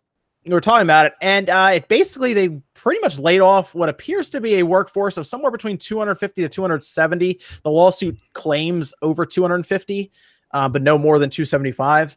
So they even have some leeway in there. But now they're being sued because they did not tell their employees. They were actually hiring people like a week before they shut down and let everyone go, which was very odd, which tells me that something happened that like basically was like DEFCON 1. It was like, we have to get rid of everybody. We don't have money. Usually that's like they were expecting a deal to go through and it didn't. Like somebody backed out or something and they were expecting X amount of dollars come in. The owner converted it all to chocolate. Yeah, dude, it could have been anything at this point. It sounds like mismanagement is what it sounds like straight up. But now they are suing them in the state of California to get their severances, it appears, because they didn't have any severance or nothing, which again tells me that Telltale just has no money. But then Telltale did say that they are going to try to, or they have interested parties in finishing The Walking Dead, which is probably not the best thing to tweet out at the time. Yeah. Not a good thing. So we're going to see how this plays out. I feel like Telltale will probably just have to file for bankruptcy or something and just shut down. They're going to have to finish this Minecraft story mode thing, and then that'll be that. So I don't think there will be another Walking Dead at all. But what do you guys think of this whole situation? This was a just constantly evolving story throughout the week. I mean, my first thought when I saw the tweet of them saying we might have interested parties to finish the last season of Walking Dead, my first thought was, well, then hire back the people who were making that game for you, pay them, give your other employees severance, and then if you want to close down, then shut down. If you're going to find another company to finish the game these hard people spent years doing, it's kind of a slap in their face, and then you're not paying them. So to me, it's just a big middle finger to everyone who worked at Telltale.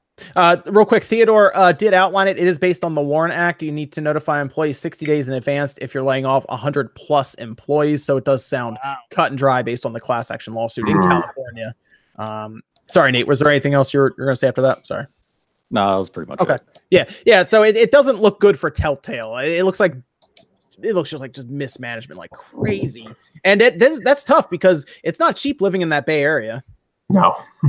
It is expensive. So it's weird because that means you walk into work and they're like, you got, apparently they gave everybody like an hour to get their stuff and get out, basically, is what's been going around the internet. So you just walk in and they're like, get out. And that's it. So if people who do usually hope by going to the Bay Area and working at these game companies, they will move up the ladder essentially, you know, and become like a Cory Barlog or something like that. Even a Phil Spencer started at the bottom.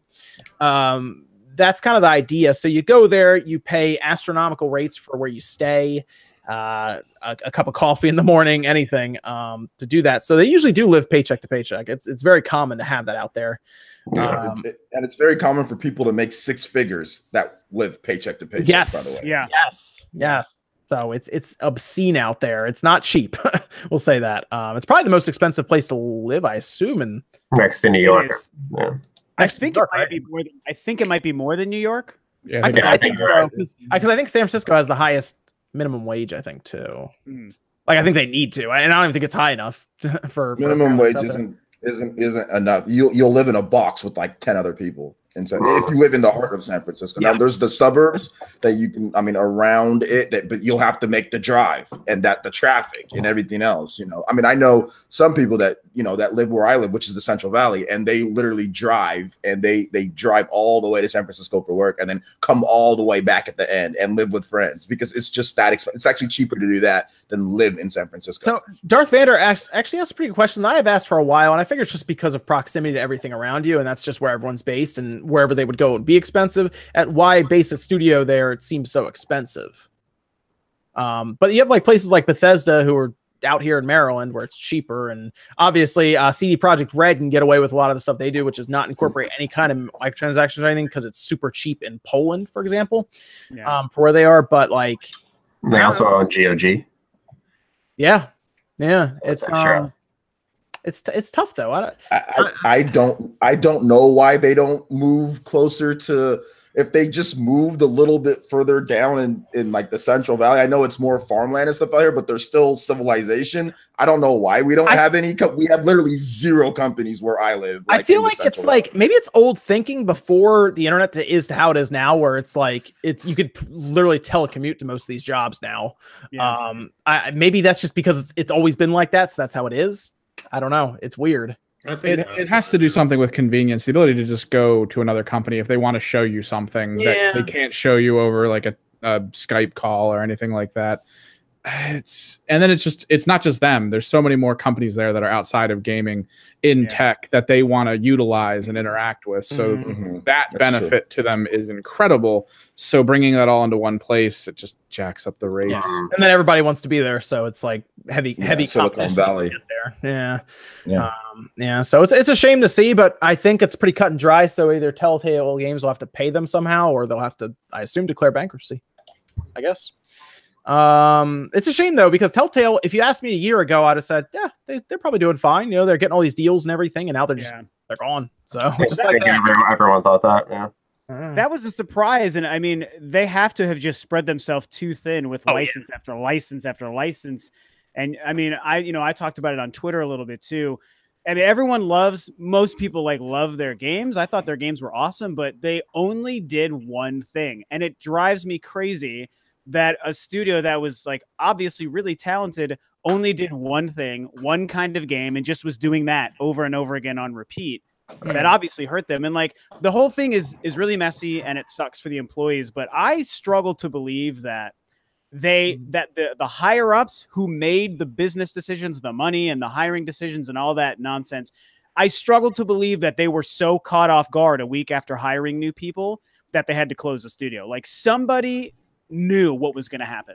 And that's what's more frustrating about those last minute hires. Maybe they didn't. Was there like a Bitcoin currency that suddenly crashed that maybe they had all their money in?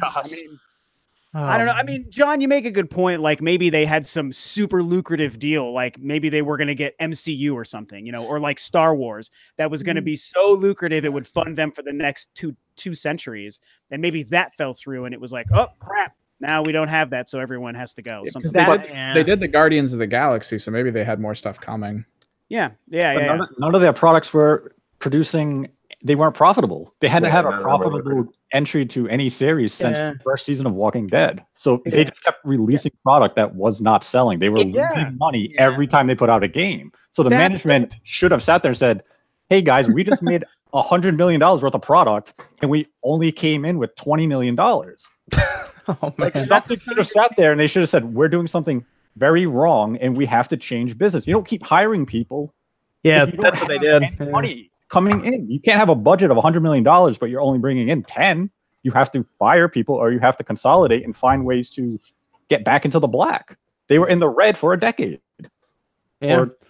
It seems like they hit it big with Walking Dead and they figured they would keep hitting it big, so they just hired way too many people. Well, maybe they viewed, I mean, we don't know a lot of the behind the scenes stuff. I'm just shooting from the hip here. Like maybe they viewed Walking Dead as somewhat of a calculated risk. Like, okay, we don't know if this type of game will do well. It ends up doing really well. And then they take a chance on, I don't know what comes after. That doesn't do well. They're like, okay, we'll take a chance on Batman. They keep taking these chances thinking they'll find that same success as they found with The Walking Dead and just never panned out that way. I think because their work was so, it's like, it's weird. People always think when a game is really good, it means it's selling well too. But there have been so many games throughout time that have been great and have been epic failures. You know, I'm sure we can all name one. I'm gonna be honest. I'm gonna be honest. I did not like that episodic format either. That's my main problem. Is I'd probably play more if they just release things complete, but I can't stand it. It's like the weirdest form of DLC / microtransaction, not a microtransaction, but like it feels like it, you know, it's like I gotta wait, like just release the whole thing, or just I don't know, that's a big turn off. Yeah, when I heard Hitman, when I heard Hitman 2, I was about to say it was not episodic. I got so much more excited for that game. November 13th, by the way. They should have jumped on that way quicker. The change to the formula. They should have jumped on that a couple of years ago. I feel like they felt like they had, it's weird to think about this, but it's almost like they had to make episode 1 and release it to get money in to then make episode 2. It's almost what it was starting to feel like. Spinning their wheels. Yeah, it was almost like they were like always like we're talking about the employees being paid to paycheck to paycheck. It's almost like the company was paycheck to paycheck essentially from these deals they had. The problem was though is that if you didn't give a shit about the source material, you didn't give a shit about the game. Like Spider-Man, I could care less. Like I haven't seen the last Spider-Man movie I saw was Spider-Man 3. And that was on only because it was on Netflix. Homecoming was pretty good. Yeah, I mean, I just don't follow it, like, you know, but it's whatever. The Spider-Man game is awesome, and it's like the source material. It's almost secondary to me, but it plays into the game. If you don't give a shit about The Walking Dead or Minecraft, because they did Minecraft story mode, you didn't care about the games. Yeah, you're right. Yeah. So we'll see how that all turns out, but doesn't look good for Telltale. Sony's finally allowing crossplay. This was an interesting thing because this kind of popped up out of nowhere, which it obviously it was a lot of pushback to them. I think it was a bigger deal when the mainstream media picked that up. I remember CNN and everybody covering it at that point. But Sony is allowing crossplay now, starting with Fortnite. They're doing a beta, which is weird. Okay, sure, a beta for crossplay. Why not? Oh my god, that word right there says it all. We're doing a beta where we're testing it with Fortnite, i.e., we're not doing any other game. This is to shut you people up. Yeah. And that's it. They did say that they're exploring other games as well, but that's all they said. But cross progression, cross commerce, as they put it, crossplay, all of that is happening. You can play it. Switch to PS4, Xbox to PS4, all of that. It all exists now if you want it to. I think you can actually still tick if you want crossplay or not on your system, like a little checkbox, but you can do it now. Fallout 76 still won't have crossplay, which I think Sony is still not sure about that one anyway. But they did say that Sony was the one keeping them from it. Yeah. Todd Howard, I guess. That was probably not the best thing to say at the time because he probably didn't think that Sony would all of a sudden allow Fortnite to crossplay. People were kind of mad about that, but honestly, I don't think they even designed that game with crossplay in mind, to be honest. Yeah, I do. Was there anything you want to say about Fallout 76 and crossplay, Maddie? I know you cover that. Yeah, I was actually, funny enough, I was working on a video for that before I had hopped in here. So I'll actually have that on my channel in the coming week. But okay. For me, I had done my research. I looked at P9's Twitter account because he was just like, guys, chill. We're not doing crossplay for Fallout 76 for many reasons. And I started looking through what he was saying to fans, and it seemed like it was Bethesda approached Sony. They had a plan for crossplay earlier this year. Sony said, no, we're not doing it. This is during the time where they were, standing on their mountain, tall and strong, saying no shot. And so Bethesda apparently had moved on from any crossplay plans they had because they were like, we're not going to wait for them. We're going to focus on other things. And so when Bethesda came out, I think they could have worded it better, but they were just like, yeah, we're not doing crossplay now. What bothered me most was that someone had asked Pete Hines, hey, what about PC and Xbox? Why couldn't you guys just have that as crossplay? And then Pete Hines was like, we wanted to do all or nothing, which I thought was strange because Bethesda was constantly jabbing Sony, whether it was Elder Scrolls Legends, Fallout 76, about crossplay and them not allowing it. But yet they could have kind of pushed it more by siding with Microsoft, saying like, look at everyone having fun over here, in the playground, and Sony's just the kid from the window looking from the inside out. I was fairly confused why they decided to step back on that, but overall, it seemed like it was just bad timing because now Bethesda's 7 weeks from launch for Fallout 76. So, at this point in time, they're not going to add it. So it's going to be more of like a down the line update, if anything, which is how I always viewed crossplay, just like something that kind of gives a little spark. But yeah, that's kind of generally my thoughts on it. Okay. Yeah, it's interesting. I mean, here's the thing about Bethesda.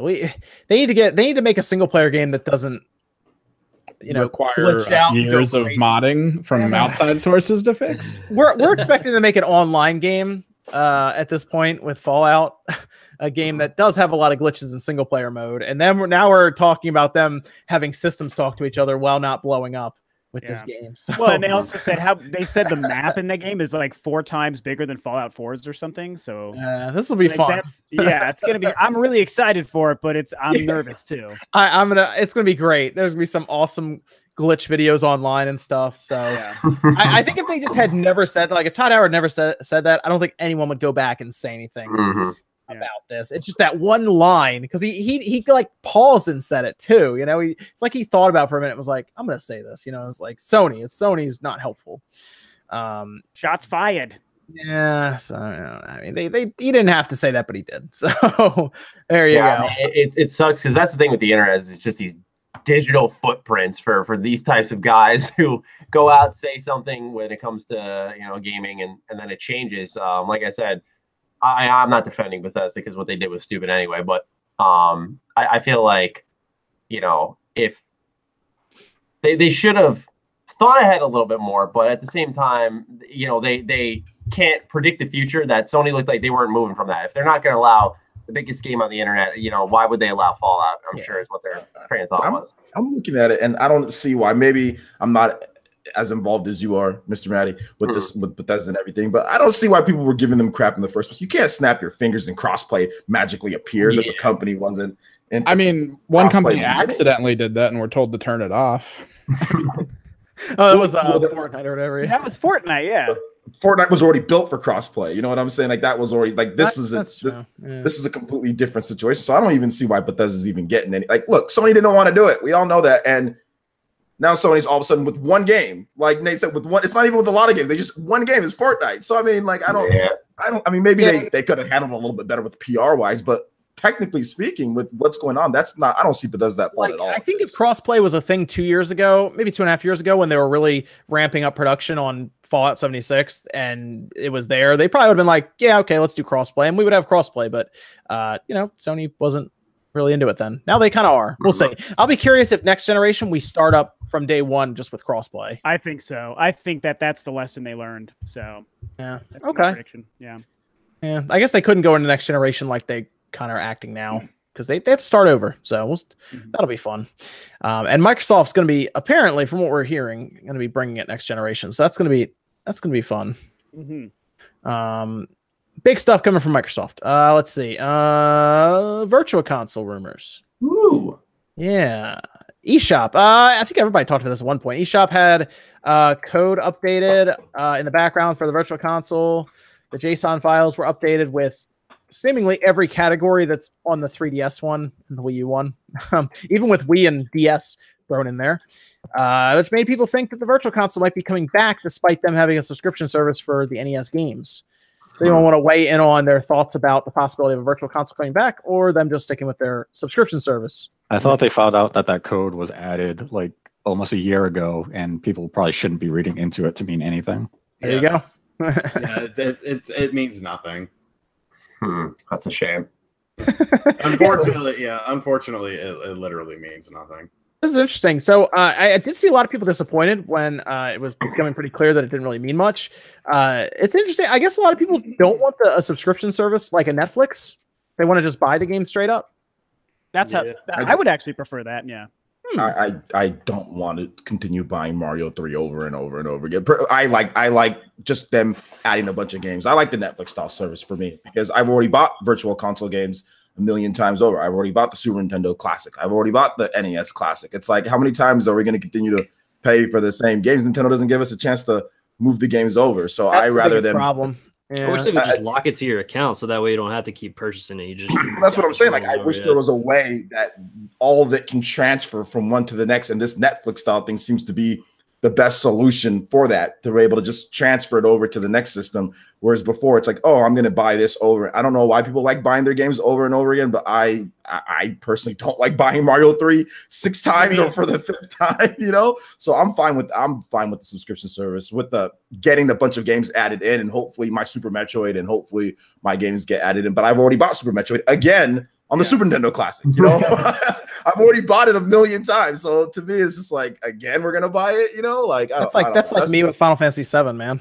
Yeah. I mean, how many times are we gonna buy the same games here, guys? I mean, I don't know. We need I think I'm buying Final Fantasy 7 apparently again next year. So yeah, well, we're gonna buy it again. Yeah, it's a good argument too. That's the tough thing. For me, it totally makes sense. Yeah, you know, buying Mario or Super Metroid on like a Super Nintendo, an NES Classic, a Virtual Console, Wii, 3DS, Wii U, whatever. It is stupid, but for me, I think the only difference is the Netflix idea is awesome, and it probably would be smart for them to do it. My preference is I don't necessarily like having to have something I have to keep active to be able to access my games, which is kind of what you would need. Like, what if you decided to stop paying for it, or when the next generation goes, that means you couldn't turn on your Switch or your Wii U or whatever and play the games. Like, I bought Super Metroid and Zero Mission on my Wii U, and so I can just turn the Wii U on at any time and buy it because it's just like on my console. That's the slight difference for me, and why, if I was going to pick, I don't mind paying a couple of bucks for old games. But really, the Netflix thing is the most current way to do it, and like Microsoft doing Game Pass shows that it can work. So it's I see the argument, but I don't get why they just don't do both. Like, have the online service, and then that's a benefit. But if you also want to purchase the games, hey, you can do that too. And maybe if you have the online service, you get a discount on purchasing the games. So that, like, there you go. Because are we still under the impression that all these games are going to be here forever, or that they're going to cycle out games? I think eventually they'll probably cycle out games, but I think they have to. Yeah, they've kind of said that in the past, is that it was like a rotating thing, I think. So I mean, yeah, like it should just be both. Like, well, because I think if you get to a certain point, they have to raise the price then.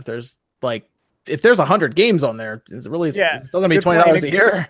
and if they do add like Super Nintendo and GameCube, like we all think they probably would, that's a good point. Like in 2 years, there'd be 100 Super Nintendo games, 100 GameCube games, whatever. I don't think they would still just be asking $20 a year. That's a good point. So yeah, tough call. I don't know. Yeah, but at that point, they can just say, oh, if you want to buy Super Metroid to store on your Switch or Switch 2, whatever we're at, they can say you can buy it 10% off from the service for $8.99. Oh, yeah, man, I would do that. I'm stupid with my money, so I would do that. Maybe that's my problem. I would totally do it. This Virtual Console thing should just way too many times. It should just be its own. It should just be its own app for $10 a month. They'd have so much room to grow with that. It just bothers me. It triggers me to continue buying Super Metroid over. I'm sorry, I can't do it. I've already bought it. 3DS, bought it on the Wii, bought it on the Wii. I'm literally done with classic games. I'm buying them over again. Hell no, I'm not. It's a legit complaint. It's a legit complaint for sure. It's tough to know what they're gonna do. So I did just buy that beat 'em ups collection. Awesome collection. I want that so bad. It's all arcade games, so it was super worth it. Awesome game. But that has online play added in, so that's a bit different because that's a bundle. It has online play added in. A lot of them aren't mobile with my friends. Oh, gosh. Rich. Nobody's actually playing it, but the option's there. That thing needs a ranking system and matchmaking straight up. That would be awesome. Tecmo Bowl. Yeah, that would be good if they did that with Tecmo Bowl. That needs it so bad. I mean, the overall app should just let you select multiple games you want to play online and then just put you in a queue with other people who might want it to at least try to keep the community together. That app. You think if they were to, increase the price with games down the line, they probably have to announce like, oh, we're doing Super Nintendo games now and Game Boy games now. Like, I guess virtual console in a way through the Nintendo subscription service. Because like we have these PS Plus games, the Xbox games for gold, and they're announcing like 4 games a month, 2 games a month.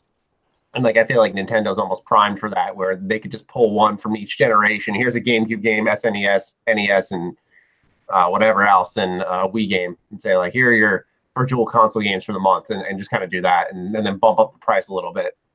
I think that Nintendo would rather remaster a GameCube game and charge you $60 for it than for $20. How much is that? How much is that new Super Mario Bros. Game? $60. That is not a remastered game, by the way. That is It's a 5-year-old game with Toadette. Yeah, and the Luigi DLC for $60. Here's the problem. Here's the problem. That fan art, so that was worth the. It's gonna sell though. So. Here's the problem. I'm gonna buy it. Well, you're gonna buy it, and 10 million other people are gonna buy it, and Nintendo's gonna sit there saying, "This is why we do this." But I buy all these. I buy like all. But it's a really fun game to play. So people are gonna buy it. I buy all these. I bought Tomb Raider and I just threw it on the floor a few minutes ago. People don't care. We do. Nobody bought. I mean, here's the thing. Nobody bought Wii U. We all know this. Nobody bought really. The system sold 13 million units. Most people didn't play New Super Mario Bros. So for many people, it's going to be a brand new game. And most people probably didn't buy that DLC either. The Luigi DLC. Most people probably didn't get that. No, New Super Mario Bros. Is good for at least 5 million copies. I'll tell you that right now. More than easily. Oh yeah, God, it's going to move 10, 12, 15 million copies before all 7. Ridiculous. Yeah, it's for the casual market. They didn't make a big deal about it, or they haven't really talked about it heavily. Or it's going to come out. People who have the Switch that didn't have the Wii U are going to buy it, and it's going to cost them money. Just pretty much, yeah. So they're going to make a ton of money on that. That's the way it is. Donkey Kong showed us that it's easy for them to do. So it's not really the worst thing in the world, It's just releasing games for people to play. I think it's fine. Yeah, I mean, Tropical Freeze was an outstanding game that was left on a terrible system. So I was fine with that, even though I know a lot of people are annoyed. That game is legitimately worth $60 for what it is. Especially if you didn't have a Wii U, it is. It's a good game. Same with like the Bayonetta collection. Like that absolutely deserves second life. So yeah, Bayonetta 1 and 2 for $60 is a good deal. Yes, I would agree. The online is still intact for those who don't know it. Bayonetta 2, you can play that online with your friends and with other people as well, and with invites that pop up on your screen. It's pretty. It's the most online game fancy ever made. Pretty advanced, if you know what I'm saying. Oh man. Video Game Awards is coming up December 6th. It's Sean's favorite show of the year every year. Dude, Sean and Jeff Keighley, man, they have like a cage match. I don't know why Sean doesn't like it. I mean, we come back from a commercial and they're like, we just gave out these 10 awards for these random categories, and we're going to rapid fire really quick. Like, here's a world exclusive. Here's a world haters, exclusive. all of you are haters on my favorite game show of the year. I actually like the Video Game Awards a lot. Same here. Not you, John. I like your podcast. All of the rest of you that are saying bad things. All of you haters, especially you, that RGT weirdo guy. You. I'm pointing at you. Sean, you don't like it, Sean, because you don't like that it's like a black tie affair, right? I don't like that it's a black tie affair. I don't like how it's like to me. It's more of Jeff Keighley's. You could tell that everything is pretty much his design. I feel his interpretation of gaming. Yeah, it's more just catered to what he sees gaming as instead of a generalized thing, and that's why he has things like the big Kojima thing. That's why the musical guests and things like that. I'm sure those are handpicked by him. I like Killer Mike. I think, I enjoy his music. I don't need to see Killer Mike at a video game awards show performing a song that just happened to be in a video game. Like, oh, dude, the musical performance for the Game of the Year category was awesome last year. You didn't like that? I don't remember. What was it? That's where they took all like the themes from all the games and they flowed them together. So you had like Persona going into Mario Odyssey, and then that's Zelda with the wind chimes and everything. That was awesome. But I feel like he's trying to go for this like MTV award show kind of vibe. He's trying to go for the Oscars. What he's trying to do. Yeah, but he doesn't come close to the Oscars. No, he says fuck the Oscars. I mean, Screw the Oscars. Let me just say that right now. Screw the Oscars. Golden Globe. He doesn't come close to anything. It's Jeff Keighley presents Hideo Kojima showing game trailers. I think the show just it has too much fluff. If it was more streamlined, it would probably be better. It's just, Well, was that one of the ones still suffering from like having to deal with all the advertisers and having to fit all that crap in while talking about the show? Yeah. Isn't that the one where there was like a Duracell robot or something? Dude, it was still the Gillette robot. That's what it was, yeah. Hydrobot, shave your face. I can't get mad at the show, man. They brought us the Schick Hydrobot. And they also brought us the guy from EA Schick who had Hydrobot to for swear. Smash. Okay. Yeah, but this is just us seeing live when a company has too many people paying into it, like why certain things like movies and all that stuff goes wrong. The year that they had Samuel Jackson doing the that was a long time ago. it was awesome though. These ones destroy those old school ones. Yeah, that's when they had Call of Duty on the show, and then they had a soldier like teabagging a guy on stage, and people were like, "I've had enough of this." Wow.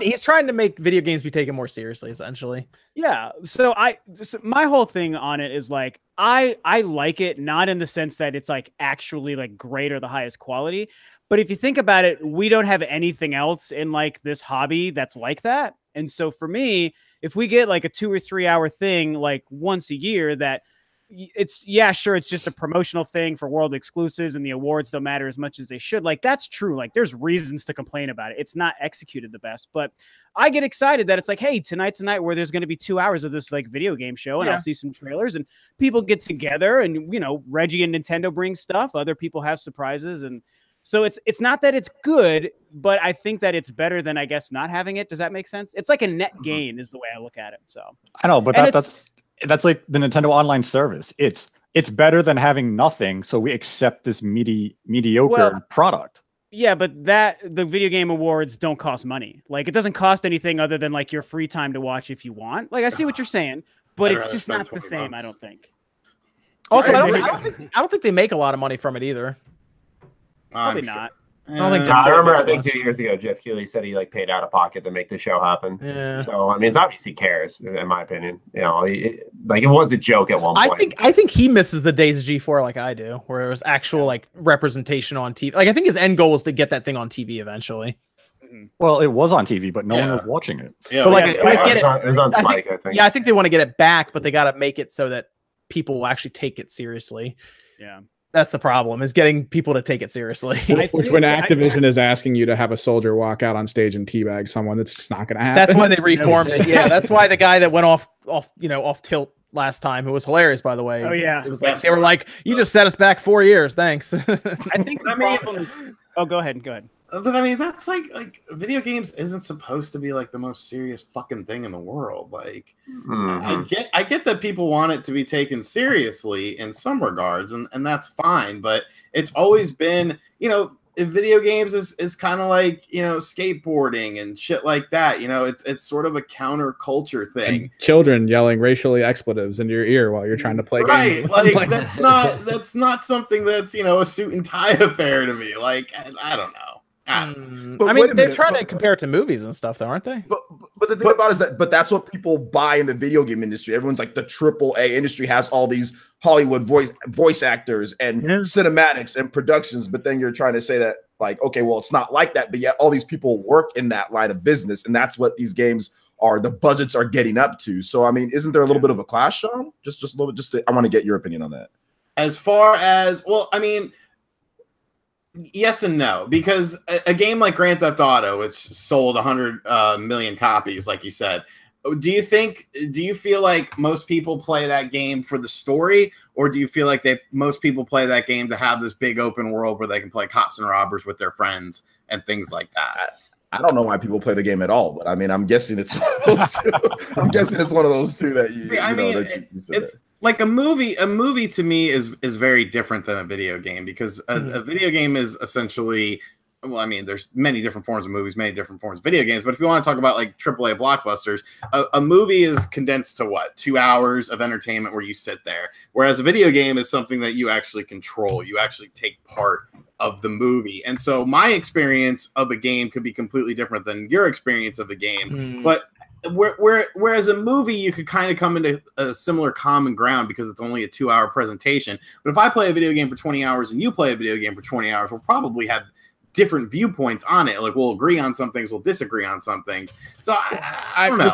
The same can technically be said about movies. I mean, if you ever look at anybody who goes to them specifically to review them or talk about them, they can be wildly different in the directions they go as to, you know, like someone who looks specifically at how the lighting worked for something when someone doesn't really care about that versus the character acting and how their facial expressions work. It's almost the same thing, but it is a condensed 2-hour time period. So that does kind of throw it off, whereas games can stretch that out, even though if you really consider a lot of games that add like the backpacks you have to search for, if you get rid of all that crap, you could probably beat that game in 2 hours. Yeah, if you want to see a good example, watch this.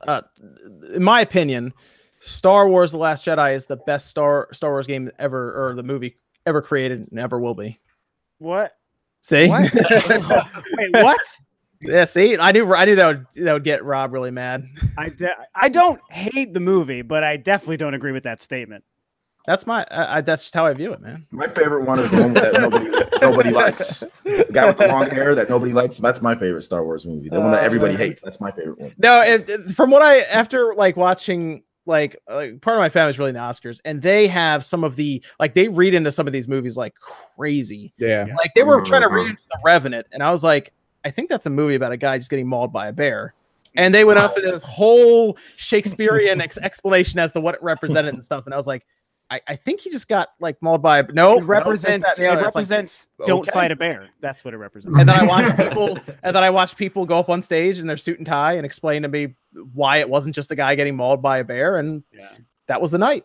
So shouldn't the video game awards, like, look at Telltale, what happened with them? So when the video games awards come by, shouldn't we be recognizing the creators and giving them their moment of honor for the creations they did? So when Insomniac goes up there this year for Spider-Man, we recognize their achievement, their effort, instead of let's play the fucking Spider-Man theme as they're walking up to do, and then Jeff Keighley sitting there like an asshole, and people are laughing, and it's not taken seriously. Aren't they supposed to? They're supposed to bring up like the director or some head of the studio to accept the awards and all that stuff. James Stevenson, the community head, like whoever, and they come up here, they thank the team. Like give the awards their time, so that the creators get their recognition, and not this 5-second after a commercial after we talk to the Chick Hydrobot for half an hour, and then come back and say Game of the Year, Game of the Century. I think the problem is they have too many awards.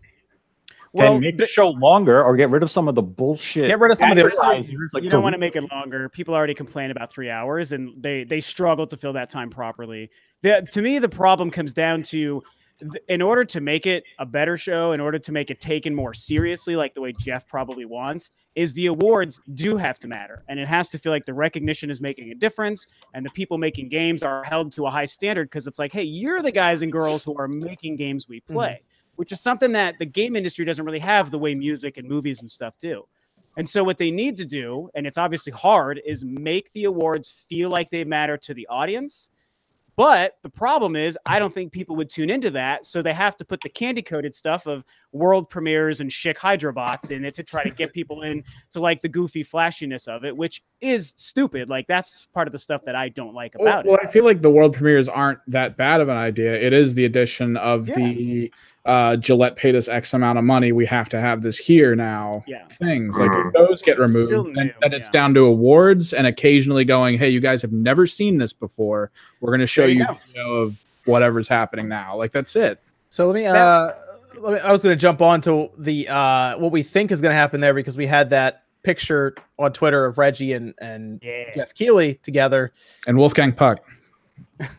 Okay, Sure. It's Overcooked 3, obviously. It's happening. What do you guys think about this? Because Nintendo's announcing something at the Game Awards. They're announcing something. Yeah, they're announcing. Yeah, what is it gonna be? I'm not saying. Yeah, Nate's not Metroid Prime. Let's go. Yeah.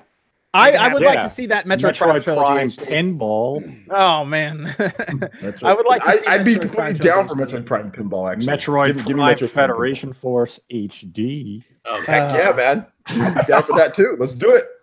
So it could be just all first party stuff. It could be a third party thing. Last year it was all first party stuff. It was DLC, right? And then we had Bayonetta 1 and 2, and then Bayonetta 3. Yeah. The Bayonetta 1 and 2 and the Bayonetta 3 were all new announcements. We already knew DLC was coming, but they had like the bike, and then they set out tonight. Yeah. So what do you guys think about this video game awards show with Nintendo doing an obvious? They're obviously hyping up the Game Awards with Jeff Keighley by putting Reggie in the picture to say, hey, remember last year? This year's coming up December 6th, day before Smash comes out, by the way. Oh.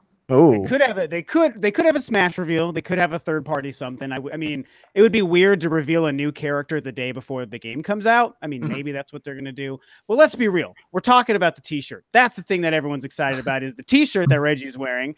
And I have thought about this like crazy. And everyone's got opinions. And I know the Metroid pin from VGX in 2013. It's a good point. I discussed it on my video today. There was a pin on Reggie's jacket, and everyone thought Metroid, and then it never happened, and that didn't mean anything. Right. And that is true. And the T-shirt might be the same thing. It totally might. But I am totally willing to be irresponsible and ride this hype train because I feel like this is totally done on purpose. It's just so clear to me that it was done on purpose because if you think about like setting up that picture, if Reggie was just wearing that shirt by coincidence that day, which could be the case, if he was wearing it by coincidence, I don't think that Nintendo and Jeff Keighley are like not smart enough to realize that if that was visible in the picture and they weren't bringing Metroid, that people wouldn't react to it. right. I feel like a bigger sign wouldn't have been, oh, let's make sure that the shirt is visible so people know we're bringing Metroid. I think it would have been more, okay, we better hide your shirt, Reggie, because we don't want people to think we're bringing Metroid when we're not. I think Nintendo would have known that. And so there is no way that shirt wasn't there by accident. Like, I just know that it was a choice. So that's my feeling. Okay. I mean, it's a good place to do something Metroid because he just had the symbol. Doesn't necessarily be Prime 4. It could be the trilogy, but generally these are watched by an American audience for the most part. Like it's in the time slot and everything. It's obviously with the sponsors and everything. It's geared towards that. And Metroid sells best in America. So. It does. And also I discussed this on my video today as well. I also think Metroid Prime, when you think about a Nintendo game, I think it just plays to the Video Game Awards audience pretty well. I just think it's that kind of game and series. So whatever they're doing, I mean, it might not happen. Obviously, it could be nothing, but I feel like it means something. Rob is a very big Metroid fan, if you guys couldn't tell. I sure am. So I didn't notice. So breaking news. Does everyone think that there will be something Metroid related there? Yeah, probably. Okay. Yeah, I feel like it'll be too late for Smash. Yeah. Well, here's the thing: they could announce a Smash character as DLC there. Yeah.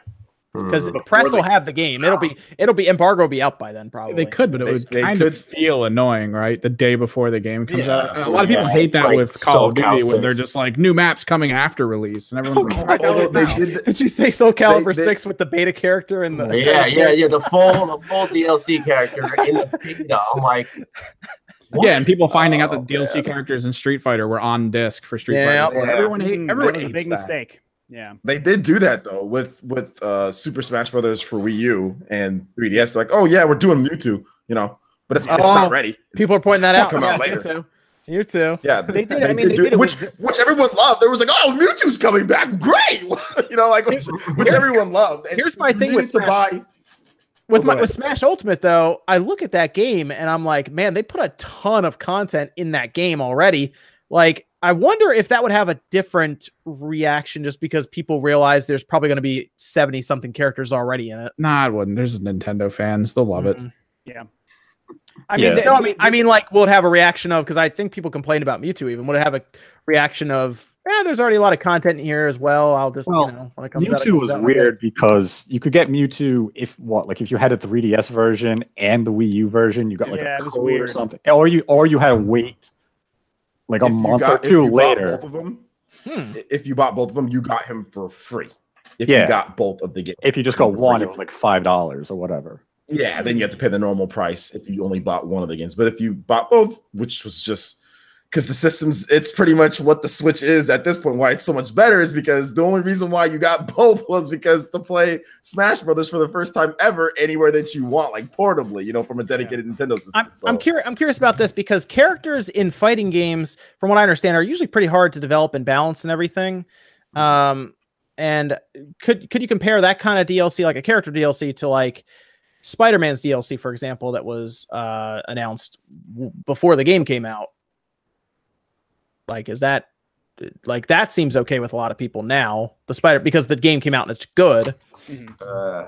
Well, that happened with Zelda too. You know, we knew about the DLC before the game came out. But people did backlash against that. But then the game came out, yeah. and people played it, and they were like, "All right, this is a pretty big game." Like similar to Spider-Man, people play Spider-Man like, this is pretty good. People even backlashed against Xenoblade Chronicles 2 expansion pass, and then before they even knew like what was upcoming for it. And now that we've got it for $30, they literally gave you everything that they got. It was like, oh, okay, it was pretty good. So people will always backlash. There'll always be some backlash with DLC just because people love to do that, and they'll literally they'll have tunnel vision and not realize that the game right in front of them will give them 100-something hours, yet they're complaining about something they don't know about. So I mean, people will always do that. So I think at the end of the day, it'll be okay, because when you get the game, like, oh crap, look at all this stuff. If I want to get the DLC, I'll get it. If not, whatever, you know. Okay. Yeah, it'll be interesting to see. But the Game Awards, December 6th, I think a lot of people now are definitely going to be watching because it's pretty clear they're teasing something. And Jeff has to hype up his show. So he's been getting bigger announcements as we've gone along. So we'll see. We'll see what he does there. Maybe he'll get to show the release date for Death Stranding. Maybe. I don't know. Or the actual gameplay of it. We saw gameplay. Yeah, the last thing was gameplay. Yeah, he was delivering a package and then attacked by like dead babies and demons or something. Man. I don't think they're going to give us a release date until the PlayStation 6 is announced. Oh man, maybe he'll have like some kind of debut for Final Fantasy VII Remake or something. That would be huge. I mean, Dragon Quest XI's out. Kingdom Hearts will be out in January. Oh man, I hope so. Yeah, oh gosh. Man, I don't know. It's gonna be fun though. I think everyone's gonna be watching, and it'll be a good time. Sean, if it's bad though, you know, you got to get on your channel and yell about it. Oh, I'm sure. I gotta see that. Especially if they have like a Schick Hydrobot like alternative. I gotta see that. They'll have something. Let me go through the super chats here. Then we have a Discord question, and then we should be good to go. Brian says his 200 gigabyte micro SD card came in the mail today. It's good. My 400 gig SD card came in the mail 2 days ago. 2 days ago. They actually have 1 day shipping on that deal too. It was marked down to $100, and they had 1 day shipping. Amazon actually came through. Did anyone else take advantage of any of those deals for SD cards? No. I had to get my tires replaced. I'm hearing that there's going to be like 400 for like $60 at Black Friday, so I held off. Oh, okay. Yeah, I got the 400 gig, and I got a buddy that works at Best Buy. Ooh, got the inside details. I got nice. I got the 400 gig, and then I got a 128 for an extra one for the camera also. But now I don't have to ever delete anything off my Switch. Actually, no, I probably will, because I'll probably fill it. I'll probably have that filled up by the end of the year, to be honest. I started downloading everything, and it was like, you have like less than 100 gigabytes free now on the 400 gig card. I'm like, I'm good. When's that terabyte card coming? Just Harris says, shout out to Volshock, a Twitch streamer who will be on Speed Gaming for a Mario Odyssey speedrun for the California Fire Relief Charity. Cool. So check out Volshock on Twitch. Art Attack says, best stream to watch. Glad to see Matt. Thank you. Good to see Matt. See you as well. Joseph says, everyone liked the video. Well, it's too late. You couldn't sabotage the stream in time. Mm-hmm. So we only got 371 likes, so everything's in order. 1,500 people watching. Good. So we got like 600. We had like 600 likes. Sean would have to shave on a video coming up or something crazy. So I shaved. I trimmed it up. I was alluding to a video you have coming up. So you were going to do it anyway. So Yeah. I was okay. All right, never mind. Oh yeah. He'll catch up eventually. It'll be fine. He's on very little Diet Dr. Pepper right now. He's gone all water. Yeah, Sean, I've noticed. I Solid. have not heard a can fizz open at all here. What's going on? I only have an open 2-liter right now. Oh, okay. You gotta work. Just a 2-liter, guys. No, it's lasted me like 2 days now. Wow. Whoa. Yeah. Really? Are you cutting back on the Dr. Pepper? Yeah, a little Wow. bit. Okay. Get that gym membership, man. You can go with me. Okay, baby steps. Baby steps. Okay. Eric says, have OJ stomp on everyone in Smash for charity. Think of the children. I think he could. I've not played Smash in quite a while. So I played Smash a little bit on the Wii U, but I think the last time I really played it was on the Wii. So it's been a while. Yeah. And that was apparently like the worst one. So there you go. I think I also really got into the Melee and then the 64 one. I was pretty young, and it was just like the new hot thing on the market. So JP28 says, we're all getting a little older these days. Do you find new systems come out too fast now, or you still like bring it? I want a new system every other year now. I do. Yeah, slow down. Hold up. I want a system every 5 years. That's me. I actually am used to the 5-year cycle from back in the day. And when I had the original Xbox, that 360 came out 4 years later. I think people forget about that. I think that's a pretty good question, actually. Like John, I kind of do agree with you. I think 5 years sounds the best because, I'm also old. So I remember when that's how consoles were. But I think about how the 7th generation lasted as long as it did. And I actually kind of liked that too, because the games we were getting 7-8 years into the Xbox 360 and PS, it was pretty sweet. So I didn't mind that. Yeah, they push their systems pretty far. What about everyone else? I've stopped caring at this point. Just whatever the hell happens. Yeah. Gotta buy the shit anyway, so whatever. I literally stopped caring. I don't give a damn if they release a new one or not at this point. I want to switch. I want to switch Pro next year. I want the Scarlet next year, and I want the PS5 next year. Hey, that's great. Then if it happens, it happens. I want the 4DS next year too. Bring them all. Yep. Bring every system. I don't know. Does everyone want do people want these generations to last longer? Like, was everyone happy with that 7th generation? I was. I want to see the generations last longer because look at the PS3. We got a trilogy of Uncharted games and we got The Last of Us. And on the PS4, we have Uncharted 4, a expansion pack for Uncharted 4, and we might get The Last of Us 2. Yeah. That just seems like the generation feels short when you're only getting half the games that the same companies were putting out a generation ago.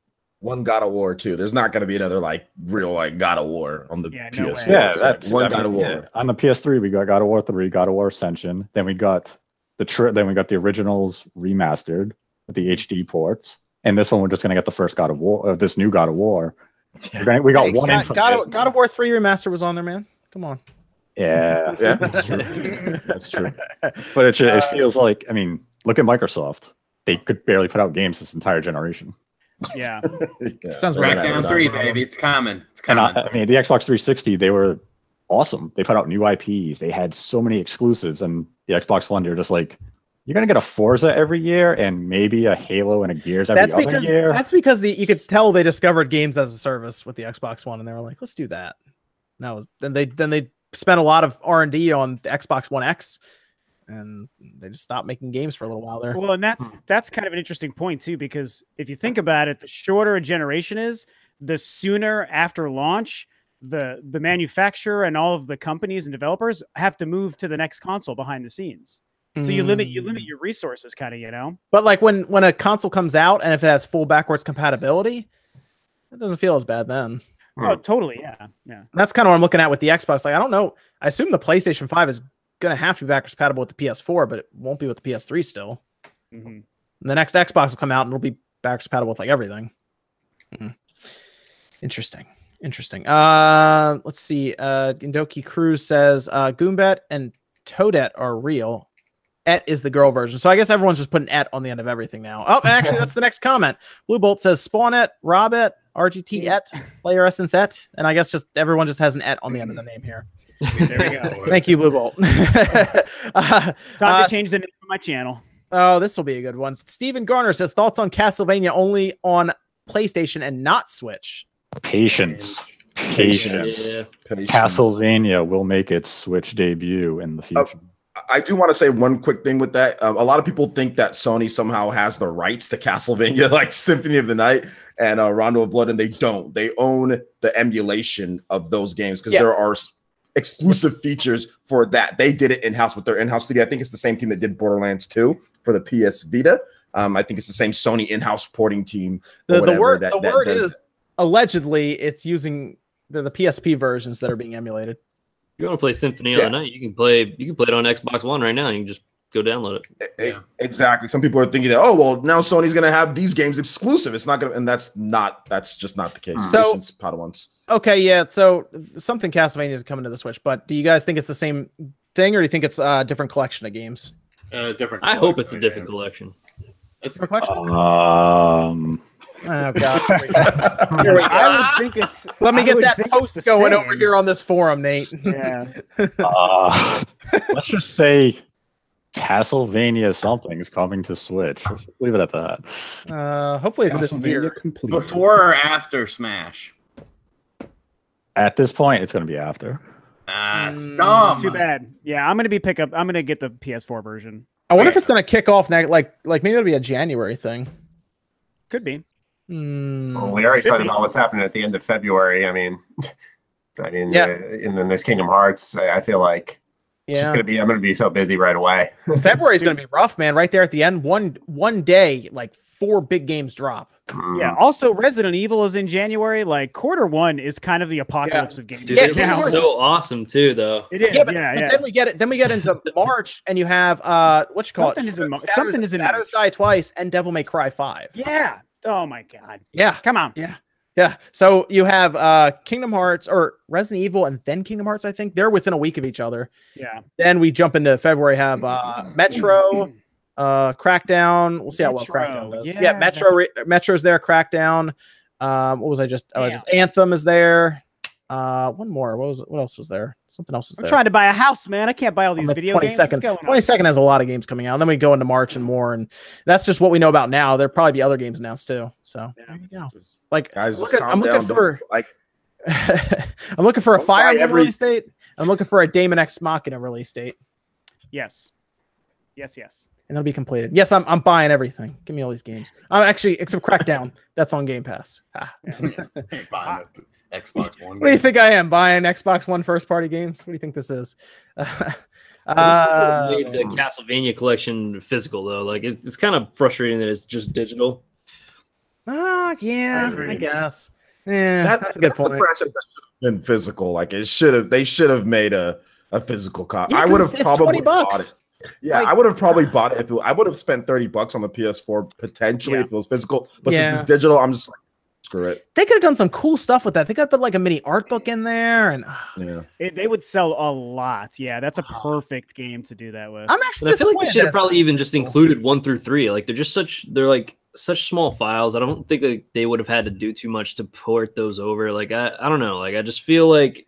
Don't get me wrong, Symphony of the Night and Rondo of Blood are 2 of my favorites out of the entire series, but I don't know.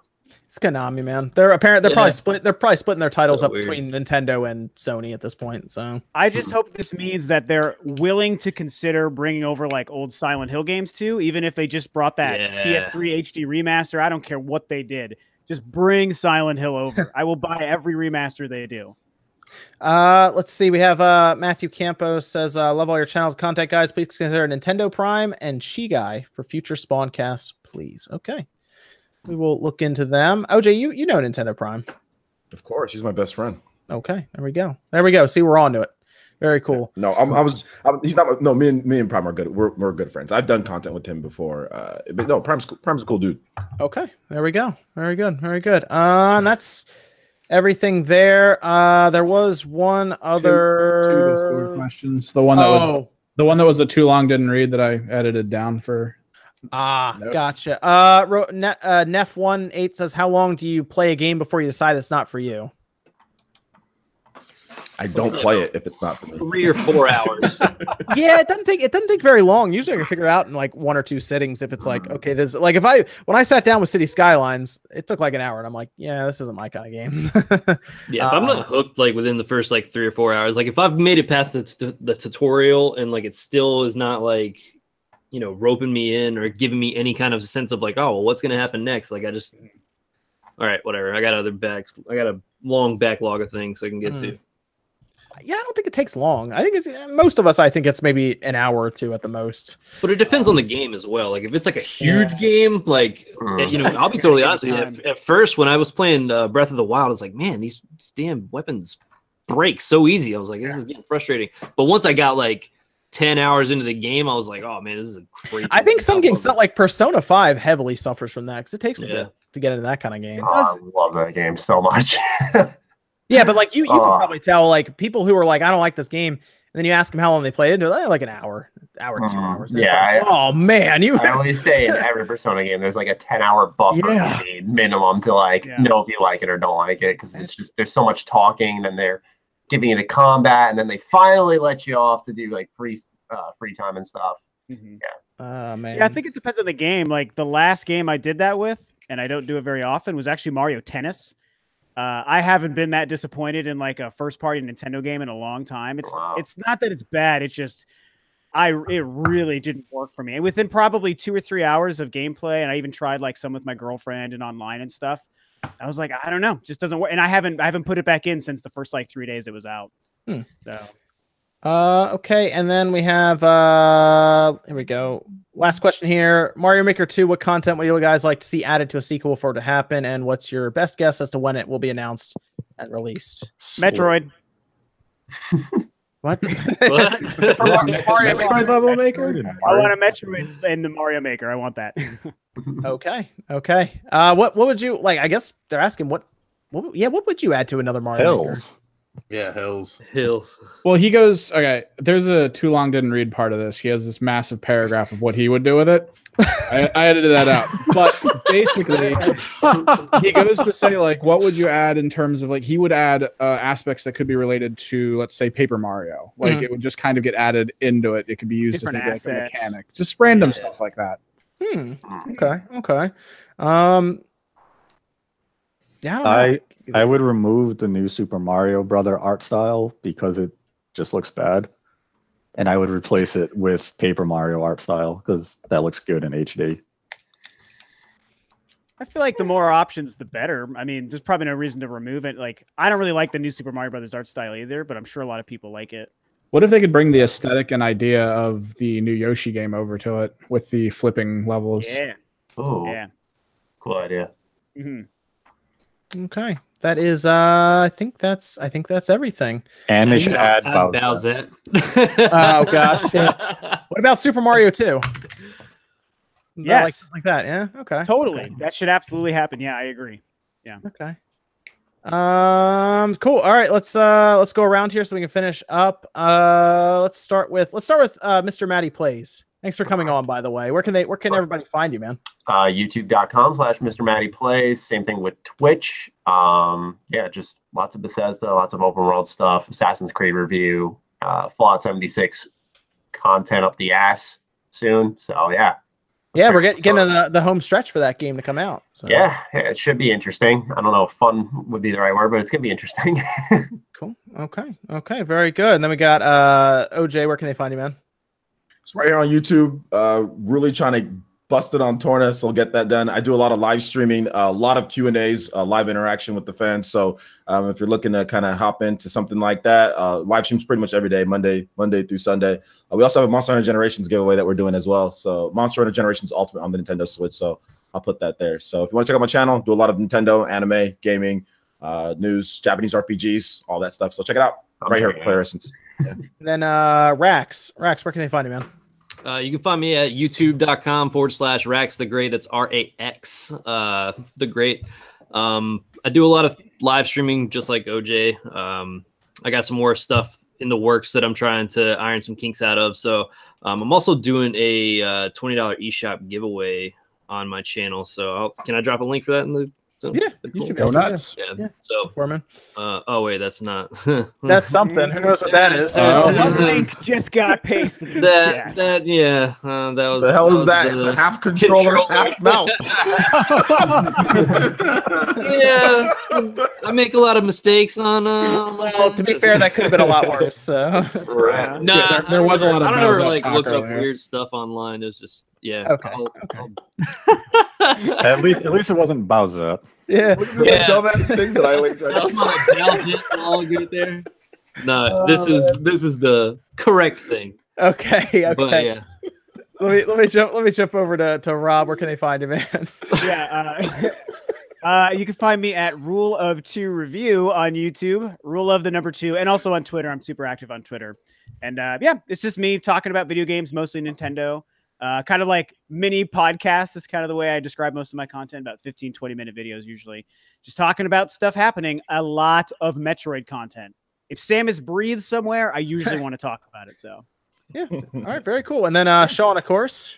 Yo, you can find me at RGT85. Thank you guys for the past 2 weeks. It's been absolute fucking madness on the channel. Like, well, really, the month of September has been like my best month ever. Like, over 2 million views, over 10,000 new subscribers. So I am doing a $100 eShop gift card giveaway, not to steal Racks and Shine. You can enter both contests. So enter that contest there. Yeah. It's free. You ever get that bookcase set up? Fuck no. Oh man, dude, I got a bookcase the other day and I set it up in like half an hour.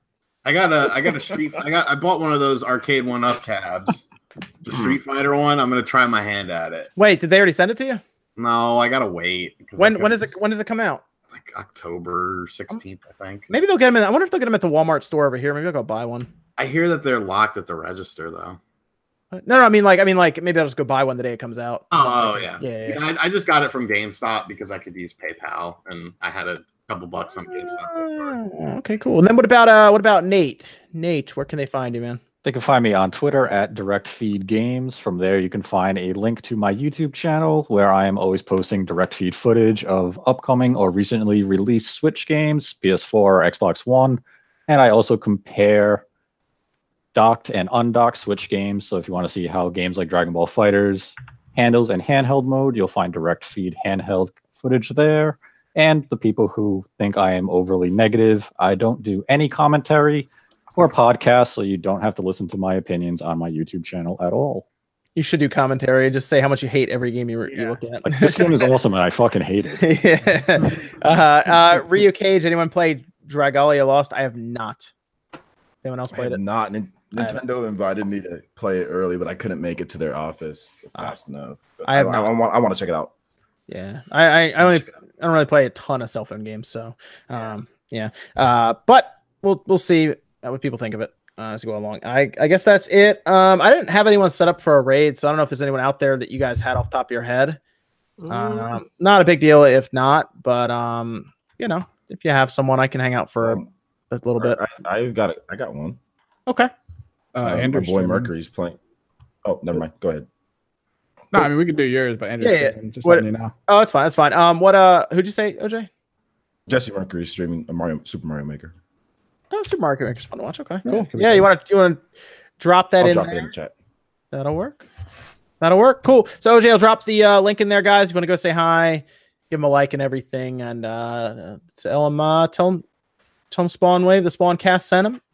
And that's going to do it for tonight. Episode was it 78, Evan? Yep, 78. 78. All right. The path to 100, getting there. Not too far off. Yeah, man. Cool. Okay. Outro derailed.